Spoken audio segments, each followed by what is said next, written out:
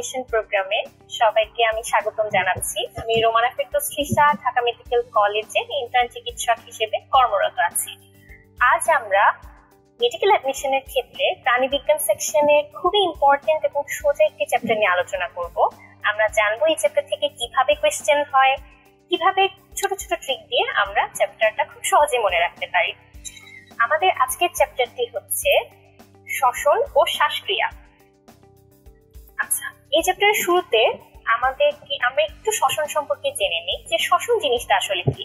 শ্বসন জিনিসটা হচ্ছে এটি এমন একটি জৈব রাসায়নিক প্রক্রিয়া যার মাধ্যমে কোষের মধ্যস্থ খাদ্যবস্তু জারিত হয়ে শক্তি উৎপন্ন করে। শক্তির সাথে আর কি উৎপন্ন করে? উপজাত হিসেবে কার্বন ডাই অক্সাইড ও পানি উৎপন্ন করে। এখন এই ডেফিনিশন থেকে যদি কোয়েশ্চেন হয় তাহলে আসলে কি ধরনের কোয়েশ্চেন হতে পারে? একটা হচ্ছে শ্বসন প্রক্রিয়ায় নিচের কোনটি ব্যবহৃত হয়? তাহলে আমাকে অবশ্যই অ্যান্সার করতে হবে ব্যবহৃত হয় অক্সিজেন। আর যদি প্রশ্ন হয় শ্বসন প্রক্রিয়ায় কি উৎপন্ন হয়, তাহলে আমাকে মনে রাখতে হবে শ্বসন প্রক্রিয়ায় উৎপন্ন হয় কার্বন ডাই অক্সাইড ও পানি। আচ্ছা, তাহলে এই ডেফিনিশন থেকে আমাদের এই দুইটা কোয়েশ্চেন হতে পারে, যা খুবই সহজ, কিন্তু পরীক্ষার হলে হয়তো আমাদের মাথায় থাকবে না যে প্রশ্নে ব্যবহৃত হয় এসেছে নাকি উৎপন্ন হয় এসেছে। তো এই জায়গাটা আমরা একটু ভালো মতো খেয়াল করব। আচ্ছা, এখন আমরা মানুষের শ্বসন তন্ত্র সম্পর্কে জানবো। শ্বসন তন্ত্র শুরু করার আগে আমরা একটু তন্ত্র জিনিসটা কি একটু জেনে নিই। তন্ত্র জিনিসটা হচ্ছে, তন্ত্র বা সিস্টেম হচ্ছে অ্যাকচুয়ালি কিছু অঙ্গের সমষ্টি। তার মানে কিছু অঙ্গ একসাথে কাজ করে একটা বিশেষ কার্য সম্পন্ন করবে। যেমন হচ্ছে যদি শ্বসন তন্ত্রের পার্টস গুলো আমরা চিন্তা করি কি কি আছে, যেমন আমরা ছবিতেই দেখতে পাচ্ছি, এর কিছুটা অংশ আমরা ছবিতে দেখতে পাচ্ছি, যেমন হচ্ছে এর ল্যারিংস, তারপর ট্রাকিয়া, ব্রঙ্কাস, ফুসফুস, আরো কিছু অংশ আছে। আমরা দেখতে পাচ্ছি যে এসব অঙ্গের মাধ্যমে আসলে শ্বসন কার্য পুরোটা সুষ্ঠুরূপে সম্পূর্ণ হয়। তার মানে এই সবগুলো অঙ্গ আমাদের রেসপিরেশনে সাহায্য করে থাকে। এখন শ্বসনতন্ত্র থেকে প্রথম কি কোয়েশ্চেনটা হতে পারে যে নিচের কোনটি মানুষের শ্বসন অঙ্গ? শ্বসন অঙ্গের ক্ষেত্রে আমাদের মনে রাখতে হবে শ্বসন অঙ্গ বলতে বোঝায় শুধুমাত্র ফুসফুসকে। আচ্ছা, এখন শ্বসনতন্ত্র আসলে কোথা থেকে শুরু? শ্বসনতন্ত্র চিন্তা করতে হলে আমাদের মুখে একটু বাহ্যিকভাবে চিন্তা করতে হবে। যেমন হচ্ছে সম্মুখ নাসারন্ধ্র। আমাদের শ্বসনতন্ত্র শুরু হয় সম্মুখ নাসারন্ধ্র থেকে। এই সম্মুখ নাসারন্ধ্রের থেকে যদি আমরা একটু ভেতরের দিকে যাই আমরা পাই ভেস্টিবিউল।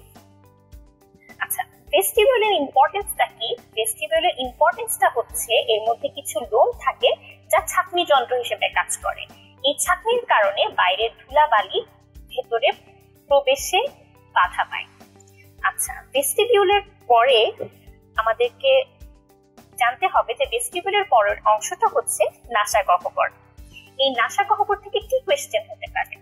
নাসাগহ্বর থেকে কোয়েশ্চেন হতে পারে যে নিচের কোনটি নাসাগহ্বরে পাওয়া যায়। তা আমাদের মনে রাখতে হবে নাসাগহ্বরে দুটো জিনিস থাকে, একটা হচ্ছে সিলিয়াযুক্ত মিউকাস ক্ষরণকারী কোষ, আরেকটা হচ্ছে অলফ্যাক্টরি কোষ। এই মিউকাস ক্ষরণকারী কোষের কাজটা কি? মিউকাস ক্ষরণকারী কোষ আসলে কি করে? নাকের ভেতরের পরিবেশটাকে মিউকাস ক্ষরণ করে আর্দ্র রাখে। আর যে অলফ্যাক্টরি কোষ থাকে সেই অলফ্যাক্টরি কোষ আমাদেরকে ঘ্রাণ নিতে সাহায্য করে। আচ্ছা, সম্মুখ নাসারন্ধ্রের মতোই আমাদের নাসাগহ্বরের পেছন দিকে থাকে পশ্চাৎ নাসারন্ধ্র। এই পশ্চাৎ নাসারন্ধ্রের অপর নামটা হচ্ছে কোয়ানি। তো এটা আমাদেরকে একটু মনে রাখতে হবে। এরপরে আমাদের যে অংশটা রয়েছে সেটা হচ্ছে নাসাগলবিল। নাসাগলবিলের পরের অংশটা হচ্ছে ল্যারিংস বা স্বরযন্ত্র। এই যে ল্যারিংস বা স্বরযন্ত্র হচ্ছে দেখতে এমন।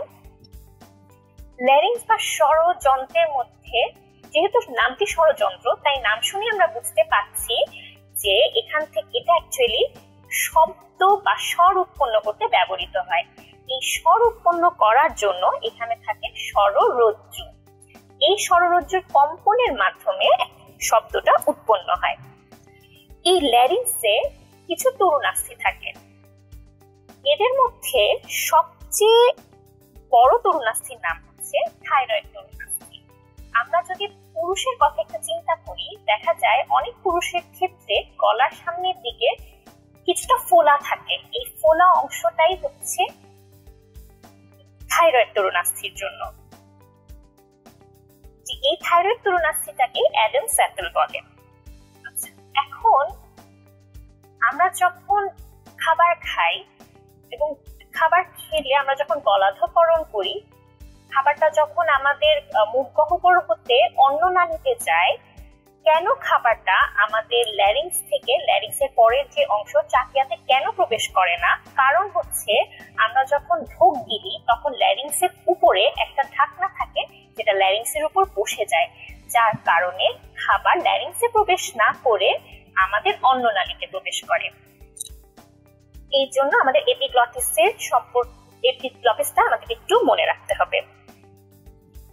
আচ্ছা, আমাদের এর পরের অংশ হচ্ছে ট্রাকিয়া।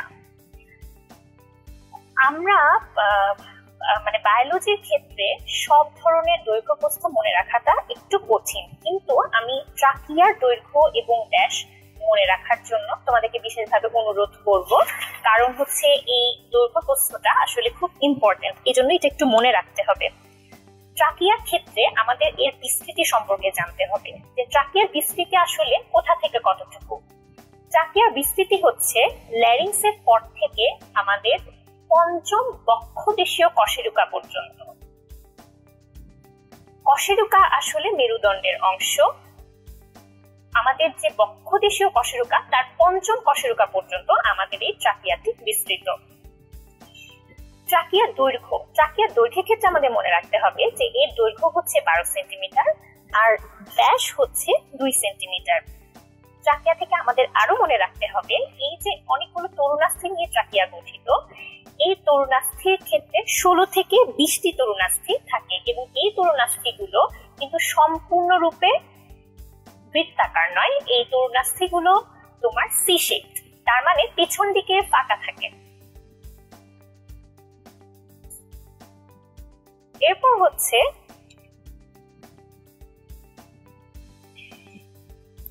এরপর হচ্ছে আমাদের ট্রাকিয়ার পরে ব্রঙ্কাস।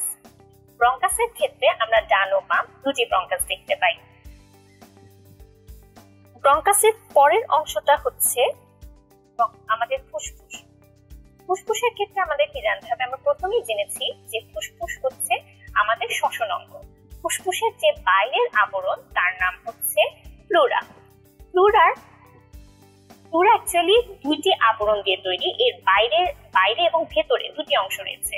প্লুরার যে বাইরের স্তর সেটাকে বলে প্যারাইটাল প্লুরা, প্লুরার যে ভেতরের স্তর সেটাকে বলে ভিসেরাল প্লুরা। এখন আমরা যখন শ্বাস প্রশ্বাস নেই তখন একবার আমরা প্রশ্বাস নেই, আমরা নিঃশ্বাস ছাড়ি, তার মানে ফুসফুসটা একবার সংকুচিত হয় আবার প্রসারিত হয়। এই কারণে ফুসফুস সংকুচিত এবং প্রসারিত হওয়ার সময় প্লুরার দুটি স্তরে যেন ঘষা লেগে তার মধ্যে ক্ষতি সৃষ্টি না হয় এবং এই সংকোচন প্রসারণটা যেন নির্বিঘ্নে হতে পারে, তাই এই প্যারাইটাল ও ভিসেরাল প্লুরার মাঝখানে থাকে সেরাস ফ্লুইড। এই সেরাস ফ্লুইড এই ঘর্ষণ থেকে প্লুরার দুটি স্তরকে রক্ষা করে। এরপর আমরা দেখতে পাচ্ছি দুটি ফুসফুস, ডান ও বাম ফুসফুস। আমাদের মনে রাখতে হবে ডান ফুসফুসে 3টি খণ্ড থাকে এবং বাম ফুসফুসে 2টি খণ্ড থাকে। এসব খণ্ডগুলো প্রত্যেকটা বড় বড় খণ্ড আবার অনেকগুলো ছোট ছোট খণ্ডে বিভক্ত। আমাদের এই ছোট ছোট বড় খণ্ডগুলোকে বলে লোব, ছোট খণ্ডগুলোকে বলে লোবিউল। ডান ফুসফুস ঠিক একই রকম ভাবে 10টি লোবিউলে বিভক্ত এবং বাম ফুসফুস 8টি লোবিউলে বিভক্ত।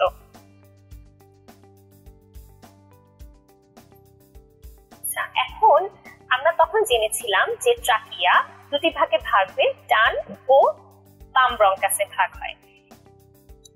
ব্রঙ্কাস থেকে আরো কিছু শাখা বের হয় যেগুলোকে বলা হয় হচ্ছে অ্যালভিওলার নালী।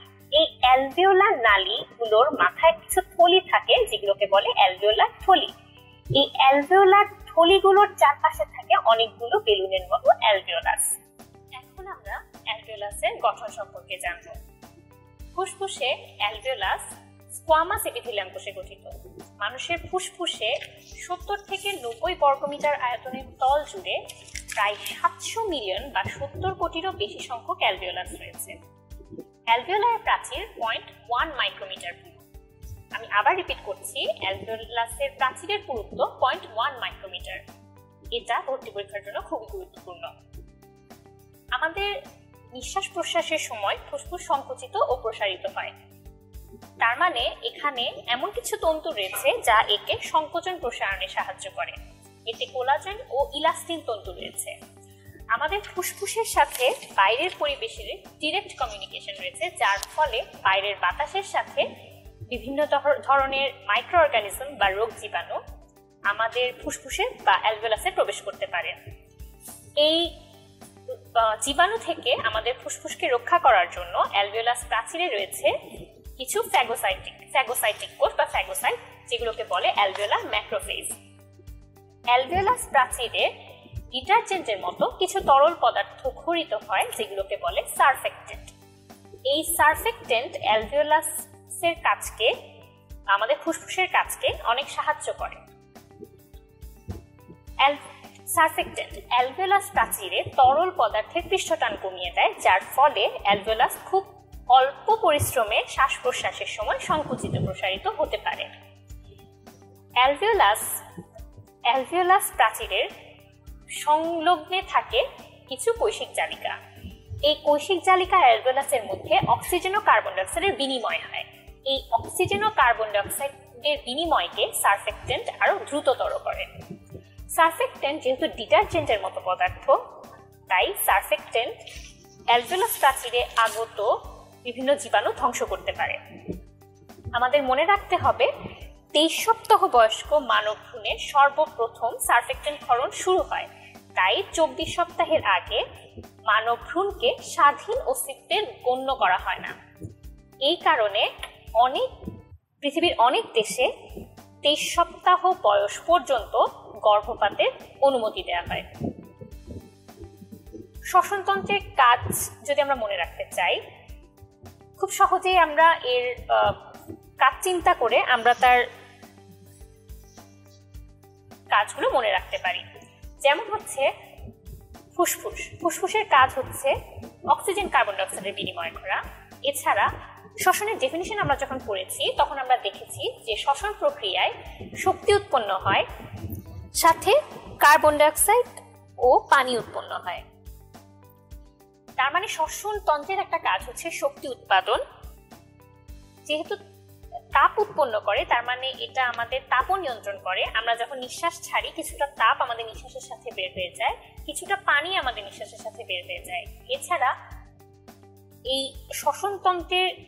শ্বসনতন্ত্রের মাধ্যমে আমাদের দেহের ভেতরে অক্সিজেন ও কার্বন ডাইঅক্সাইডের ভারসাম্য রক্ষা হওয়ার মাধ্যমে রক্তের পিএইচ নিয়ন্ত্রণ হয়। সেটা কিভাবে হয় এটা একটু আমরা পরে জানবো।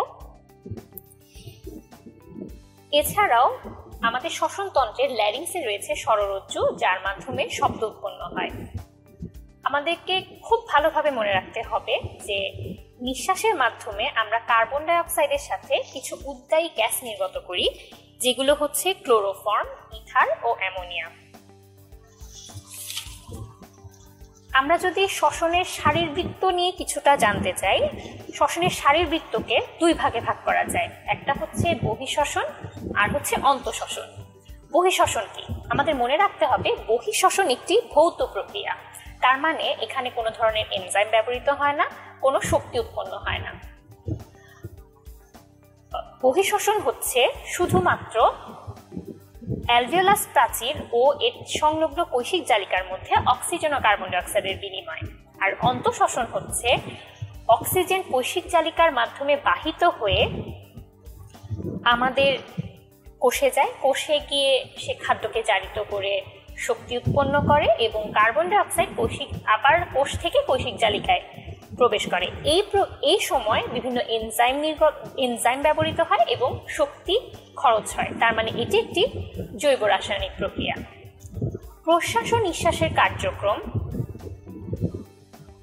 সম্পর্কে আমরা একটু আলোচনা করব এখন। আমরা জানি কি প্রশ্বাস মানে হচ্ছে পরিবেশ থেকে বাতাস আমাদের ফুসফুসে প্রবেশ করবে। পরিবেশ থেকে বাতাস যদি ফুসফুসে প্রবেশ করতে হয় তাহলে আমাদের বক্ষ গহ্বরের আয়তনটা বাড়াতে হবে। বক্ষ গহ্বরের আয়তন আমরা কিভাবে বাড়াতে পারি? সেটা হচ্ছে যদি আমরা কোনোভাবে ডায়াফ্রামটাকে নিচে নামাতে পারি তাহলে এর আয়তনটা বেড়ে যায়, আর যদি আমরা এর বক্ষ গহ্বরের পশুকাগুলোকে একটু সামনের দিকে ঠেলে দিতে পারি তাহলেও এর আয়তনটা বেড়ে যায়। এখন আমাদের যখন আমরা প্রশ্বাসের প্রয়োজন হয় তখন ডায়াফ্রাম সংকুচিত হয়ে নিচের দিকে নেমে যায়, আর এই যে পশুকা এদের মাঝখানে থাকে কিছু ইন্টারকোস্টাল পেশি যেগুলো সামনের দিকে উঠে যায়, ফলে বক্ষ গহ্বরের আয়তন বেড়ে যায়, এর মধ্যকার চাপ কমে যায়। এর মধ্যকার চাপ যখন কমে যায় তখন বাইরে থেকে বাতাস খুব সহজেই ভেতরে প্রবেশ করতে পারে। এখন আমরা দেখতে পাচ্ছি যে আমাদের প্রশ্বাসের ক্ষেত্রে আমাদের শক্তি খরচ করে ডায়াফ্রামটা সংকুচিত করতে হচ্ছে, ইন্টারকোস্টাল পেশি সংকোচন করতে হচ্ছে। তার মানে আমরা এ থেকে ধারণা নিতে পারি যে প্রশ্বাস একটি সক্রিয় প্রক্রিয়া। আবার যখন আমরা নিঃশ্বাসের কথা চিন্তা করি, দ্যাট মিনস আমরা যখন ফুসফুস থেকে বাতাস পরিবেশে ছেড়ে দেই তখন আমাদের বক্ষ গহ্বরের আয়তনটা কমিয়ে দিতে হয়। বক্ষ গহ্বরের আয়তন কমে গেলে কি হয়, এর ভেতরে চাপ বেড়ে যায়, আর চাপ যখন বেড়ে যায় ফুসফুস থেকে বাতাস খুব সহজেই বাইরে বেরিয়ে যায়। এখন আমরা একটু চিন্তা করলে দেখব যে নিঃশ্বাসের ক্ষেত্রে আমাদের আসলে আলাদা কোনো কাজ করতে হয় না। এই ডায়াফ্রামটা যেটা সংকুচিত হয়ে নিচের দিকে নেমেছিল সেটি যদি শিথিল হয়ে শুধু উপর দিকে উঠে যায়, ইন্টারকোস্টাল পেশি যেটি সংকুচিত হয়ে সামনের দিকে উঠেছিল সেটি যদি শিথিল হয়ে আবার আগের অবস্থানে ফিরে আসে তাহলে আমাদের নিঃশ্বাস প্রক্রিয়াটা সংঘটিত হয়ে যায়। তো এই ক্ষেত্রে আমরা দেখতে পাচ্ছি যে কোনো ধরনের শক্তি খরচ করে আমাদের কাজটা করতে হচ্ছে না। তাহলে আমাদের মনে রাখতে হবে যে প্রশ্বাস একটি সক্রিয় প্রক্রিয়া ও নিঃশ্বাস একটি নিষ্ক্রিয় প্রক্রিয়া, শ্বসন একটি ছন্দময় প্রক্রিয়া। আমাদেরকে মনে রাখতে হবে এমসিকিউর জন্য যে পূর্ণবয়স্ক মানুষের বিশ্রামকালে প্রতি মিনিটে এই শ্বসন প্রক্রিয়া বা প্রশ্বাস নিঃশ্বাস প্রক্রিয়া আমাদের 14 থেকে 18 বার ও নবজাত শিশুদের 40 বার সংঘটিত হয়। প্রশ্বাস নিঃশ্বাস নিয়ন্ত্রণ। আমরা জানি আমাদের দেহের সবগুলো কাজের সেন্টার বা কেন্দ্র থাকে, নিয়ন্ত্রণের কেন্দ্র থাকে আমাদের মস্তিষ্কে। এই প্রশ্বাস নিঃশ্বাস নিয়ন্ত্রণের যে সেন্টার সেটা আমাদের থাকে পশ্চাৎ মস্তিষ্কের মেডুলা অবলাঙ্গাটায়। এই মেডুলার আমাদের মনে রাখতে হবে যে মেডুলার কেন্দ্রের নিচের অংশটি প্রশ্বাসের কেন্দ্র এবং কেন্দ্রের উপরের দিকে পৃষ্ঠ ও পার্শ্ব দেশে নিঃশ্বাসের কেন্দ্র থাকে। আমাদের বাতাসে অক্সিজেন ও কার্বন ডাই অক্সাইডের ঘনত্বের সাথে তাল মিলিয়ে আমাদের শ্বসন হারও বাড়তে কমতে পারে। বাতাসে যখন কার্বন ডাই অক্সাইডের ঘনত্ব 25% বেড়ে যায় শ্বসনের হার তখন দ্বিগুণ হয়ে যায়। অন্যদিকে বাতাসে যদি অক্সিজেন 20% থেকে কমে 5% নেমে আসে তখনও শ্বসনের হার দ্বিগুণ হয়ে যায়। এখন আমরা একটা প্রতিবর্ত ক্রিয়া সম্পর্কে জানবো যেটাকে বলে হেরিং-ব্রয়ার প্রতিবর্ত ক্রিয়া।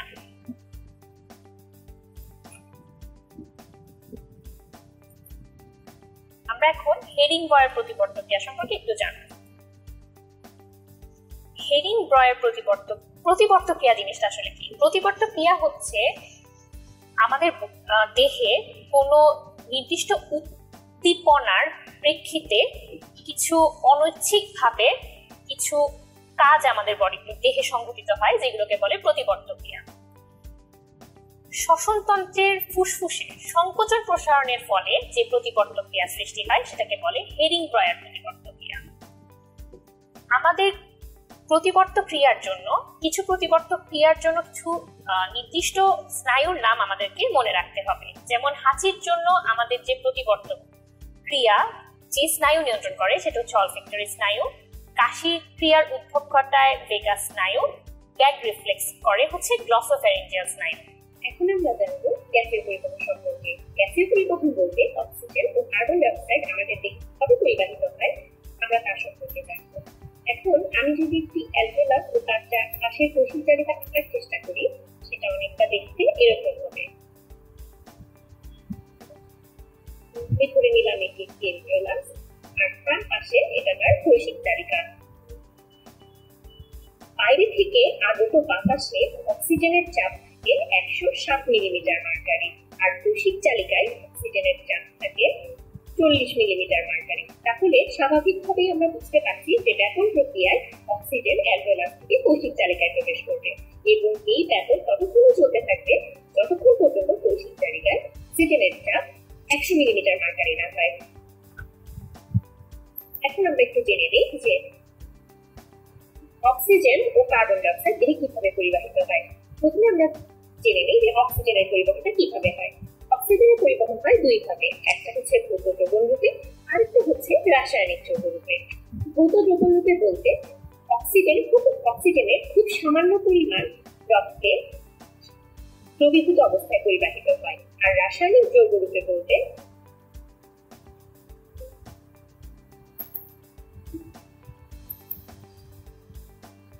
আমি একটু রাসায়নিক যৌগ সম্পর্কে একটু দেখে আসি।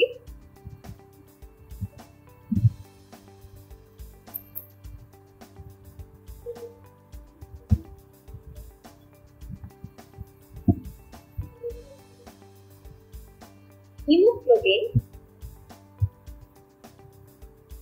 অক্সিজেনের সাথে মিলে রক্তে একটি অস্থায়ী যৌগ তৈরি করে যাকে বলে অক্সিহিমোগ্লোবিন।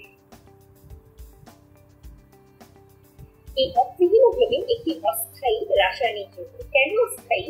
কারণ অক্সিহিমোগ্লোবিন তৈরি হওয়াটা রক্তে অক্সিজেনের চাপের উপর নির্ভর করে। যখনই রক্তে অক্সিজেনের চাপ বেশি থাকে তখন অক্সিহিমোগ্লোবিন বেশি পরিমাণে তৈরি হয়, আর যখনই রক্তে অক্সিজেনের চাপ কম থাকে তখন অক্সিহিমোগ্লোবিন কম পরিমাণে তৈরি হয়। রক্তে অক্সিজেনের চাপ কমে গেলে অক্সিহিমোগ্লোবিন যৌগটি ভেঙে যায়, তাই একে আমরা অস্থায়ী যৌগ বলছি। আমরা এখন কার্বন ডাই অক্সাইড পরিবহন সম্পর্কে জানবো। কার্বন ডাই অক্সাইড রক্তে তিনভাবে পরিবাহিত হয়। একটি হচ্ছে ভৌত দ্রবণ রূপে, কার্বমিনো যৌগ রূপে এবং বাইকার্বনেট রূপে। আমাদের মনে রাখতে হবে মোট কার্বন ডাই অক্সাইডের মধ্যে ভৌত দ্রবণ রূপে পরিবাহিত হয় 5%, কার্বমিনো যৌগ রূপে পরিবাহিত হয় 27% এবং বাইকার্বনেট রূপে পরিবাহিত হয় 65%। ভৌত দ্রবণ রূপে কিভাবে পরিবাহিত হয়? কার্বন ডাই অক্সাইড রক্তরসে যে পানি থাকে তার সাথে মিলে কার্বনিক অ্যাসিড তৈরি করে। এই বিক্রিয়ায় কার্বনিক এনহাইড্রেজ নামক একটা এনজাইম তাকে সাহায্য করে থাকে। আমাদের মনে রাখতে হবে প্রতি 1000 অণুর মধ্যে একটি অণু কার্বনিক অ্যাসিড রূপে পরিবাহিত হয়। এর পরেরটি হচ্ছে কার্বন ডাই অক্সাইড কার্বমিনো যৌগ রূপে পরিবাহিত হয়। কার্বন ডাই অক্সাইড লোহিত রক্তের লোহিত কণিকার হিমোগ্লোবিনের দুটি অংশ, একটি হচ্ছে হিম আর একটি হচ্ছে গ্লোবিন। গ্লোবিন যেহেতু একটি প্রোটিন অংশ, তার মানে এর প্রোটিনটি অনেকগুলো অ্যামিনো অ্যাসিডের সমন্বয়ে তৈরি, তাহলে গ্লোবিন অংশে অবশ্যই অনেকগুলো অ্যামিন মূলক থাকবে। কার্বন ডাই অক্সাইড হিমোগ্লোবিনের অ্যামিন অংশের সাথে মিলে কার্বমিনো হিমোগ্লোবিন রূপে পরিবাহিত হয়। এছাড়াও কার্বন ডাই অক্সাইড রক্তরসে যে প্লাজমা প্রোটিন থাকে সেই প্রোটিনের অ্যামিন মূলকের সাথে মিলে কার্বমিনো প্রোটিন রূপে পরিবাহিত হয়।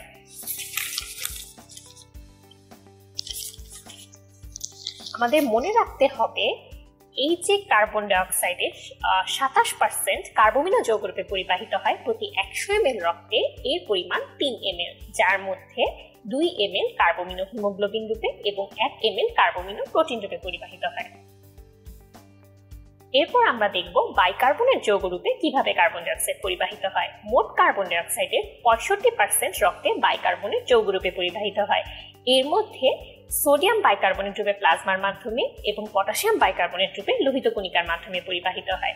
কার্বন ডাই অক্সাইড রক্তের লোহিত কণিকার মধ্যে প্রবেশ করে তার পানির সাথে মিলে তৈরি করে কার্বনিক অ্যাসিড। এই বিক্রিয়ায় সাহায্য করে কার্বনিক এনহাইড্রেজ এনজাইম। কার্বনিক অ্যাসিড বিশ্লিষ্ট হয়ে প্রোটন ও বাইকার্বনেট তৈরি করে। এখন লোহিত কণিকার মধ্যে যেহেতু বাইকার্বনেট আয়ন সঞ্চিত হচ্ছে, দেখা যায় কি লোহিত কণিকায় বাইকার্বনেট আয়নের ঘনত্ব প্লাজমার বাইকার্বনেট আয়নের ঘনত্বের চেয়ে অনেক বেশি বেড়ে যায়। তাই স্বাভাবিকভাবে ব্যাপন প্রক্রিয়ায় লোহিত কণিকা থেকে বাইকার্বনেট আয়ন রক্তরসে প্রবেশ করে। রক্তরসে যখন বাইকার্বনেট আয়ন প্রবেশ করে তখন রক্তরসে যেহেতু ঋণাত্মক চার্জ বেড়ে যাচ্ছে, তাই রক্তরস ও লোহিত কণিকার মধ্যে ঋণাত্মক চার্জের সমতা রক্ষার জন্য রক্তরস থেকে ক্লোরাইড আয়ন লোহিত কণিকার মধ্যে প্রবেশ করে। এই ক্লোরাইড আয়ন লোহিত কণিকার মধ্যে প্রবেশ করাটাকে বলে ক্লোরাইড শিফট। এই ক্লোরাইড লোহিত কণিকার পটাশিয়াম আয়নের সাথে যুক্ত হয়ে তৈরি করে পটাশিয়াম বাইকার্বনেট। এবং যে বাইকার্বনেট আয়নটি প্লাজমায় প্রবেশ করেছিল সেই বাইকার্বনেটটি সোডিয়ামের সাথে যুক্ত হয়ে তৈরি করে সোডিয়াম বাইকার্বনেট। বিজ্ঞানী হ্যামবার্গার প্রথম এই ক্লোরাইড শিফট আবিষ্কার করেন বলে একে হ্যামবার্গার শিফট বলা হয়। আমরা এখন শ্বাসনালীর কিছু সমস্যা সম্পর্কে জানব। আমরা প্রথম যে ডিজিজটা নিয়ে বলবো সেটা হচ্ছে সাইনোসাইটিস।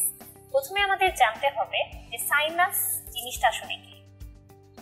সাইনাস হচ্ছে মানুষের মুখমণ্ডলে নাসা গহ্বরের পাশে অবস্থিত কিছু বায়ুপূর্ণ গহ্বর, যেগুলোকে বলে সাইনাস। এই সাইনাসে যখন প্রদাহ হয়, এই সাইনাসের মিউকাস ঝিল্লিতে যখন প্রদাহ হয়, তখন সেটাকে বলে সাইনোসাইটিস। আমাদেরকে সাইনাসগুলোর নাম জানতে হবে। প্রথমেই আমরা দেখতে পাচ্ছি যে আমাদের নাসা গহ্বরের দুই পাশে অবস্থিত ম্যাক্সিলারি সাইনাস, উপর দিকে অবস্থিত মানে আমাদের কপালের এই জায়গাটাতে থাকে ফ্রন্টাল বোন। এই ফ্রন্টাল বোনের ভেতরে থাকে ফ্রন্টাল সাইনাস। আমরা মাঝখানে দুই চোখের মাঝখানে দেখতে পাচ্ছি স্টেনয়েডাল সাইনাস, আর এই দুই পাশে দেখতে পাচ্ছি এথময়েডাল সাইনাস। সাইনোসাইটিসের প্রকারভেদ হচ্ছে দুই রকম, অ্যাকিউট ও ক্রনিক সাইনোসাইটিস। অ্যাকিউট সাইনোসাইটিস আমরা কখন বলবো? যখন সাইনোসাইটিসের স্থায়িত্ব 4 থেকে 8 সপ্তাহ পর্যন্ত হবে। ক্রনিক সাইনোসাইটিস বলবো যখন এর স্থায়িত্ব 2 মাসেরও বেশি থাকবে। সাইনোসাইটিস হলে রোগের কি লক্ষণ প্রকাশ পায়? সাইনোসাইটিস হলে যেহেতু সাইনাসের প্রদাহ, সাইনোসাইটিস হলে কি হতে পারে আমরা একটু চিন্তা করে বলি। সেটা হচ্ছে এই সাইনাসের জায়গাগুলো লাল হতে পারে, সেখানে ব্যথা হতে পারে, মাথা ব্যথা হতে পারে, সর্দি হয়, নাক বন্ধ হয়ে যায়, এগুলো হচ্ছে সাইনোসাইটিসের লক্ষণ। এখন সাইনোসাইটিস হতে পারে বেশ কিছু কারণে, যেমন কিছু মাইক্রো অর্গানিজম মানে ভাইরাস ও ব্যাকটেরিয়া দিয়ে সাইনাসে প্রদাহ হতে পারে। যেমন হচ্ছে ভাইরাসের মধ্যে আমাদের 3টা ভাইরাসের নাম মনে রাখতে হবে। একটা হচ্ছে হিউম্যান রেসপিরেটরি সিনসাইশিয়াল ভাইরাস, প্যারা ইনফ্লুয়েঞ্জা ভাইরাস এবং মেটানিউমো ভাইরাস। ব্যাকটেরিয়ার মধ্যে স্ট্রেপ্টোকক্কাস নিউমোনি এবং হিমোফাইলাস ইনফ্লুয়েঞ্জি। এই ভাইরাস ও ব্যাকটেরিয়াগুলোর নাম আমাদের মনে রাখতে হবে। এরপরে এছাড়াও দাঁতের ইনফেকশন হলে সাইনোসাইটিস হতে পারে।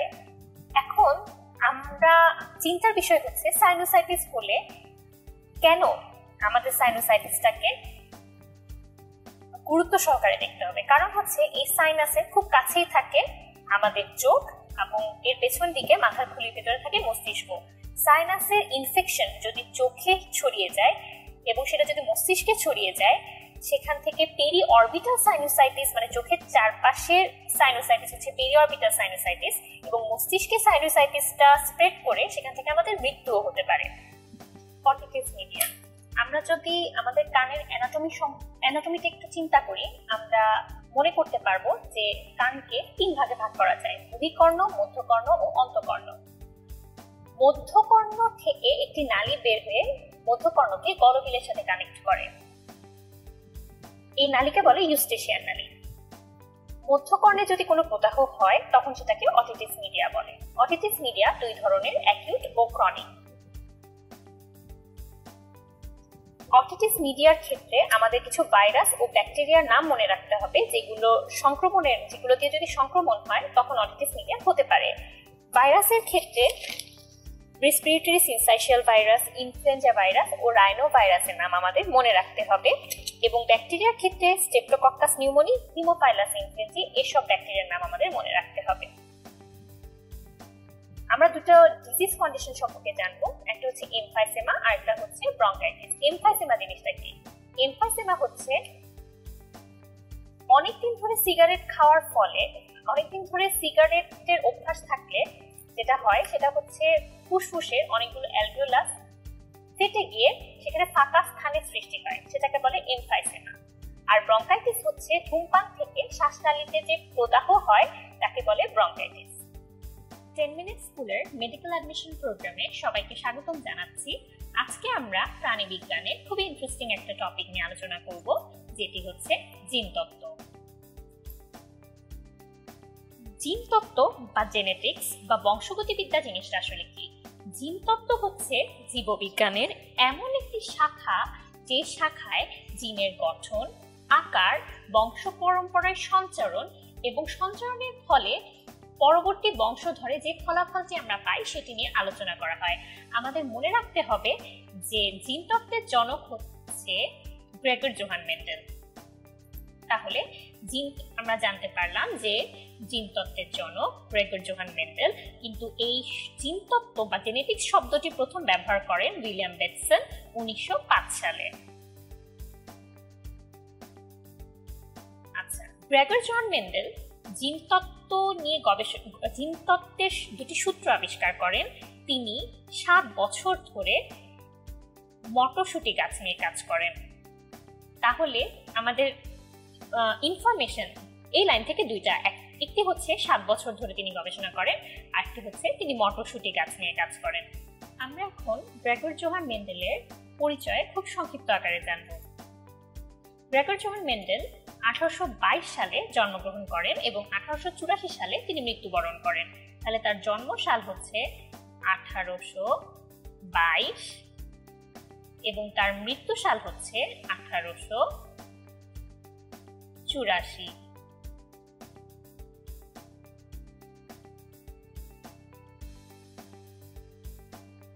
তার মৃত্যু সাল হচ্ছে 1884। তিনি বেঁচে থাকাকালীন তার গবেষণার ফলাফল প্রতিষ্ঠিত করতে পারেননি, কিন্তু পরবর্তীতে তার মৃত্যু 16 বছর পরে 1900 সালে 3 জন বিজ্ঞানী পৃথকভাবে মেন্ডেলের গবেষণার ফলাফল পুনরাবিষ্কার করেন। তাদের নাম আমাদের একটু জানতে হবে। তারা হচ্ছেন Hugo de Vries, Carl Correns এবং এরিক স্টেমেক। তাহলে Hugo de Vries, Carl Correns এবং এরিক স্টেমেক, এই 3 জনের নাম আমাদেরকে একটু মনে রাখতে হবে। মনে রাখতে হবে যে কোন 3 জন বিজ্ঞানী মেন্ডেলের গবেষণার ফলাফল পুনরুদ্ধার করেন এবং কে নামকরণ করেন। পরীক্ষার হলে এই 4 জনের মধ্যে নামটা একটু ভুলিয়ে যেতে পারে, তাই আমাদের এটা ভালোভাবে খেয়াল করতে হবে। এরপর আমাদের জানতে হবে যে মটরশুঁটি গাছকে গ্রেগর জোহান মেন্ডেল কেন বাছাই করেন। প্রথম কারণ হচ্ছে যে এটি একটি একবর্ষজীবী গাছ, তাহলে খুব সহজেই তাকে ছোট কোনো জমিতে অথবা টবে লাগানো যায়। এই গাছ বড় করার জন্য বা গাছের বংশ তৈরি করার জন্য, পরবর্তী বংশধর তৈরি করার জন্য অনেক বড় জায়গার প্রয়োজন হয় না। এরপর দেখা যায় যে এর আয়ুষ্কাল অনেক কম। আয়ুষ্কাল কম হওয়ার কারণে খুব সহজেই সংকরায়ন করার ফলে যে ফলাফল সেটি খুব দ্রুত পাওয়া যায়। এরপর হচ্ছে মটরশুঁটি গাছ। মটরশুঁটি গাছ একটি উভলিঙ্গ গাছ। উভলিঙ্গ গাছ হওয়ার কারণে যে মটরশুঁটি গাছের মধ্যে স্বপরাগায়ন হয়, ফলে বাইরের বা অন্য কোনো গাছ থেকে ভিন্ন কোনো জিনের জেনেটিক কম্বিনেশন হওয়ার খুব একটা সুযোগ নেই। এরপর হচ্ছে ফুল আকারে বড় হয়। মটরশুঁটি গাছের মধ্যে তুলনামূলক বিপরীত বৈশিষ্ট্যগুলো বিদ্যমান। এছাড়া মটরশুঁটি গাছ উর্বর। তাহলে আমাদের বাছাই করার কারণ হচ্ছে একটি হচ্ছে একবর্ষজীবী, এরপর হচ্ছে তার আয়ুষ্কাল কম, তারপর হচ্ছে এটি উভলিঙ্গ, ফলে স্বপরাগায়ন ঘটে, এরপর হচ্ছে ফুল আকারে বড় হয়, তারপর হচ্ছে তুলনামূলক বিপরীত বৈশিষ্ট্য বিদ্যমান এবং উর্বর। এখন আমরা কয়েকটি বিশেষ টার্ম সম্পর্কে জানব। প্রথম টার্ম হচ্ছে ফ্যাক্টর বা জিন। জিনিসটা আসলে কি? ফ্যাক্টর হচ্ছে ডিএনএ অণুর একটি খণ্ড যা জীবের বংশগতির মৌলিক ভৌত এবং কার্যিক একক এবং বংশ থেকে বংশান্তরে জীবের বৈশিষ্ট্য বহন করে। এরপর আমরা জানবো যে লোকাস কি। লোকাস শব্দটি আমরা মনে রাখবো লোকেশন থেকে, তার মানে ক্রোমোজোমে জিনের যে নির্দিষ্ট অবস্থান সেটি হচ্ছে লোকাস। এরপর হচ্ছে অ্যালিল। অ্যালিল জিনিসটা হচ্ছে হোমোলোগাস ক্রোমোজোম জোড়ের নির্দিষ্ট লোকাসে অবস্থানকারী জিন জোড়া একটি অপরটির অ্যালিল বলে। এখন এই অ্যালিল, তাহলে আমরা যদি মানুষের হাইটের জন্য দায়ী জিনকে টি দিয়ে প্রকাশ করি, এক্ষেত্রে ক্যাপিটাল টি হচ্ছে হাইটের জন্য প্রকট জিন, মানে লম্বা হওয়ার জিন, এবং স্মল টি হচ্ছে প্রচ্ছন্ন জিন। এরা হচ্ছে পরস্পরের অ্যালিল। এক্ষেত্রে লম্বা হওয়ার জন্য যে ক্যাপিটাল টি জিন সেটি হচ্ছে প্রকট জিন এবং এটি হচ্ছে প্রচ্ছন্ন জিন। এখন যদি অ্যালিলের দুটি জিনই দেখতে একই রকম হয় তাহলে তার এই অবস্থাটাকে বলে হোমোজাইগাস অবস্থা, আর যদি ডিফারেন্ট হয় তখন তারা হচ্ছে হেটারোজাইগাস। এরপর হচ্ছে ফিনোটাইপ। ফিনোটাইপ হচ্ছে জিনগুলোর উপস্থিতির কারণে বাহ্যিকভাবে যে বৈশিষ্ট্য প্রকাশ পায় বা যে বৈশিষ্ট্য আমরা দেখতে পাই সেটি হচ্ছে ফিনোটাইপ। আর জিনোটাইপ হচ্ছে জিন দুটির টাইপ, যে এরা কি প্রকট প্রচ্ছন্ন, এরা কি হোমোজাইগাস হেটেরোজাইগাস, এরাই কি হচ্ছে জিনোটাইপ। এরপর হচ্ছে মোনোহাইব্রিড ক্রস। মোনোহাইব্রিড ক্রস হচ্ছে জীবের একজোড়া বিপরীতধর্মী বৈশিষ্ট্যের উপর দৃষ্টি রেখে যদি কোনো ক্রস করা হয় সেটা হচ্ছে মোনোহাইব্রিড ক্রস, আর যদি দুই জোড়া বিপরীত বৈশিষ্ট্য নিয়ে কাজ করা হয় সেটি হচ্ছে ডাইহাইব্রিড ক্রস। এখন আমরা মেন্ডেলের প্রথম সূত্র সম্পর্কে জানব। মেন্ডেলের প্রথম সূত্র সম্পর্কে জানার আগে আমরা মেন্ডেলের প্রথম সূত্রকে আর কি নামে জানা যায় সেই নামগুলো একটু ভালোভাবে জেনে নিব, কারণ আমাদের অ্যাডমিশন পরীক্ষা এমসিকিউর জন্য খুবই গুরুত্বপূর্ণ। যেমন প্রথমে একে জানা যায়, একে পৃথকীকরণ সূত্র বলে, একে মোনোহাইব্রিড ক্রস সূত্র বলে, আবার একে জননকোষ শুদ্ধতা সূত্র বলে। তাহলে আমরা তার অপর নামগুলো খুব ভালোভাবে জানবো। এরপর হচ্ছে মেন্ডেলের সূত্রটা আমরা একটু দেখে নেই। সেটি হচ্ছে সংকর জীবে বিপরীত বৈশিষ্ট্যের ফ্যাক্টরগুলো মিশ্রিত বা পরিবর্তিত না হয়ে পাশাপাশি অবস্থান করে এবং জননকোষ সৃষ্টির সময় পরস্পর থেকে পৃথক হয়ে যায়।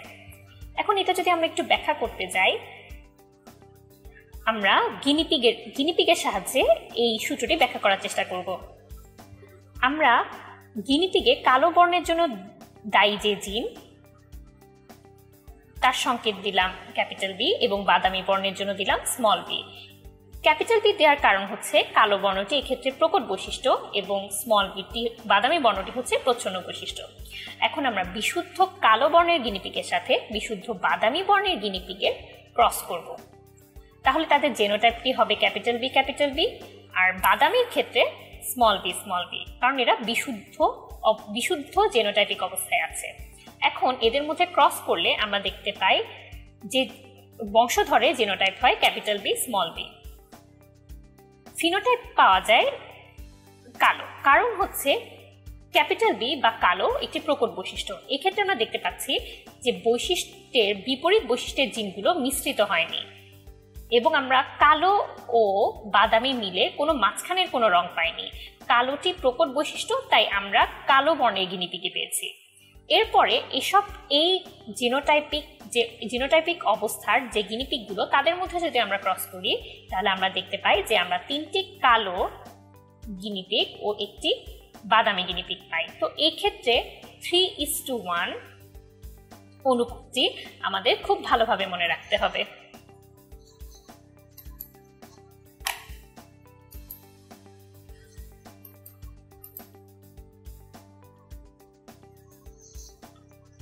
এখন আমরা মেন্ডেলের দ্বিতীয় সূত্র সম্পর্কে জানব। দ্বিতীয় সূত্র সম্পর্কে জানার আগে আমাদেরকে একে আর অন্য কি নামে জানা যায় সেটিও জানতে হবে। যেমন দ্বিতীয় সূত্রের আরেকটি নাম হচ্ছে স্বাধীনভাবে মিলনের সূত্র। দ্বিতীয় সূত্রটি আমরা একটু দেখি। সেটি হচ্ছে 2 বা ততোধিক জোড়া বিপরীত বৈশিষ্ট্যের মধ্যে সংকরায়ন ঘটালে প্রথম বংশধরে কেবলমাত্র প্রকট বৈশিষ্ট্যগুলোই প্রকাশিত হবে, কিন্তু জননকোষ সৃষ্টির সময় বৈশিষ্ট্যগুলো জোড়া ভেঙে পরস্পর থেকে স্বতন্ত্র বা স্বাধীনভাবে বিন্যস্ত হয়ে ভিন্ন ভিন্ন জননকোষে প্রবেশ করবে। এখন আমরা যদি একটু ব্যাখ্যা করার চেষ্টা করি, মেন্ডেলের দ্বিতীয় সূত্রকে ডাইহাইব্রিড ক্রস সূত্র বলা হয়। তার মানে এখানে আমরা একটি জীবের দুজোড়া বিপরীত বৈশিষ্ট্য নিয়ে আলোচনা করব। আমরা এই জন্য দুই ধরনের মটরশুঁটি উদ্ভিদ নিয়ে কাজ করব, যার একটির বীজ হচ্ছে গোল হলুদ আর একটির বীজ হচ্ছে কুঞ্চিত সবুজ। এক্ষেত্রে গোল হওয়ার জন্য যে জিন তাকে আমরা ক্যাপিটাল আর দিয়ে প্রকাশ করব এবং কুঞ্চিত হওয়ার জন্য যে জিন তাকে আমরা স্মল আর দিয়ে প্রকাশ করব। হলুদ হওয়ার জন্য যে জিন তাকে আমরা ক্যাপিটাল ওয়াই দিয়ে প্রকাশ করব, সবুজ হওয়ার জন্য যে জিন তাকে আমরা স্মল ওয়াই দিয়ে প্রকাশ করব। এক্ষেত্রে ক্যাপিটাল আর দিয়ে আমরা গোল আকারটাকে প্রকাশ করেছি কারণ এটি একটি প্রকট বৈশিষ্ট্য, আর কুঞ্চিতটি হচ্ছে প্রচ্ছন্ন বৈশিষ্ট্য। আর এক্ষেত্রে হলুদটা হচ্ছে প্রকট বৈশিষ্ট্য, তাই একে আমরা ক্যাপিটাল ওয়াই দিয়ে প্রকাশ করেছি, এবং সবুজটা হচ্ছে প্রচ্ছন্ন বৈশিষ্ট্য, তাই এটা আমরা স্মল ওয়াই দিয়ে প্রকাশ করেছি। এখন গোল হলুদ আর কুঞ্চিত সবুজ এদের মধ্যে যদি আমরা ক্রস করি তাহলে দেখা যায় কি আমরা প্রথম বংশধরে সবগুলো গোল হলুদ বীজ পাবো, কারণ এদের মধ্যে প্রথম বংশধরে তাদের জিনোটাইপ একটা যদি আমরা বিশ্লেষণ করি দেখতে পাই তার মধ্যে গোল হলুদ কুঞ্চিত সবুজ দুই ধরনেরই জিন রয়েছে, কিন্তু গোল ও হলুদ প্রকট বৈশিষ্ট্য হওয়ার কারণে প্রথম বংশধরে ফিনোটাইপিক অবস্থায় আমরা শুধু গোল ও হলুদ বীজ পাচ্ছি। এখন এই বীজ সম্পন্ন এই জেনোটাইপিক অবস্থার মটরশুঁটি উদ্ভিদের মধ্যে যদি আমরা আবার ক্রস করি তাহলে আমরা চেকার বোর্ডের সাহায্যে মিলিয়ে দেখতে পাচ্ছি যে তাতে আমরা গোল হলুদ পাচ্ছি 9টি, গোল সবুজ পাচ্ছি 3টি, কুঞ্চিত হলুদ পাচ্ছি 3টি, কুঞ্চিত সবুজ পাচ্ছি 1টি। তার মানে 9:3:3:1 অনুপাতে আমরা পরবর্তী বংশধরে বীজগুলো পাচ্ছি। তো এই ক্ষেত্রে মেন্ডেলের দ্বিতীয় সূত্র থেকে এখানেও আমাদের জন্য খুশির যে সংবাদটা সেটা হচ্ছে আমাদের চেকার বোর্ডটি কষ্ট করে পরীক্ষার হলে মিলাতে হচ্ছে না। আমি জানি এই চেকার বোর্ডটি মিলাতে অনেকেরই অনেক কষ্ট হয়। মেডিকেল অ্যাডমিশন প্রোগ্রামের জন্য আমাদের যেটা দরকার সেটা হচ্ছে মেন্ডেলের দ্বিতীয় সূত্রকে আর কি নামে জানা যায়, যেমন স্বাধীনভাবে মিলনের সূত্র বা ডাইহাইব্রিড ক্রস সূত্র। আমরা কোন অনুপাতে বীজগুলো পাই এটি আমাদের জানলেই চলবে।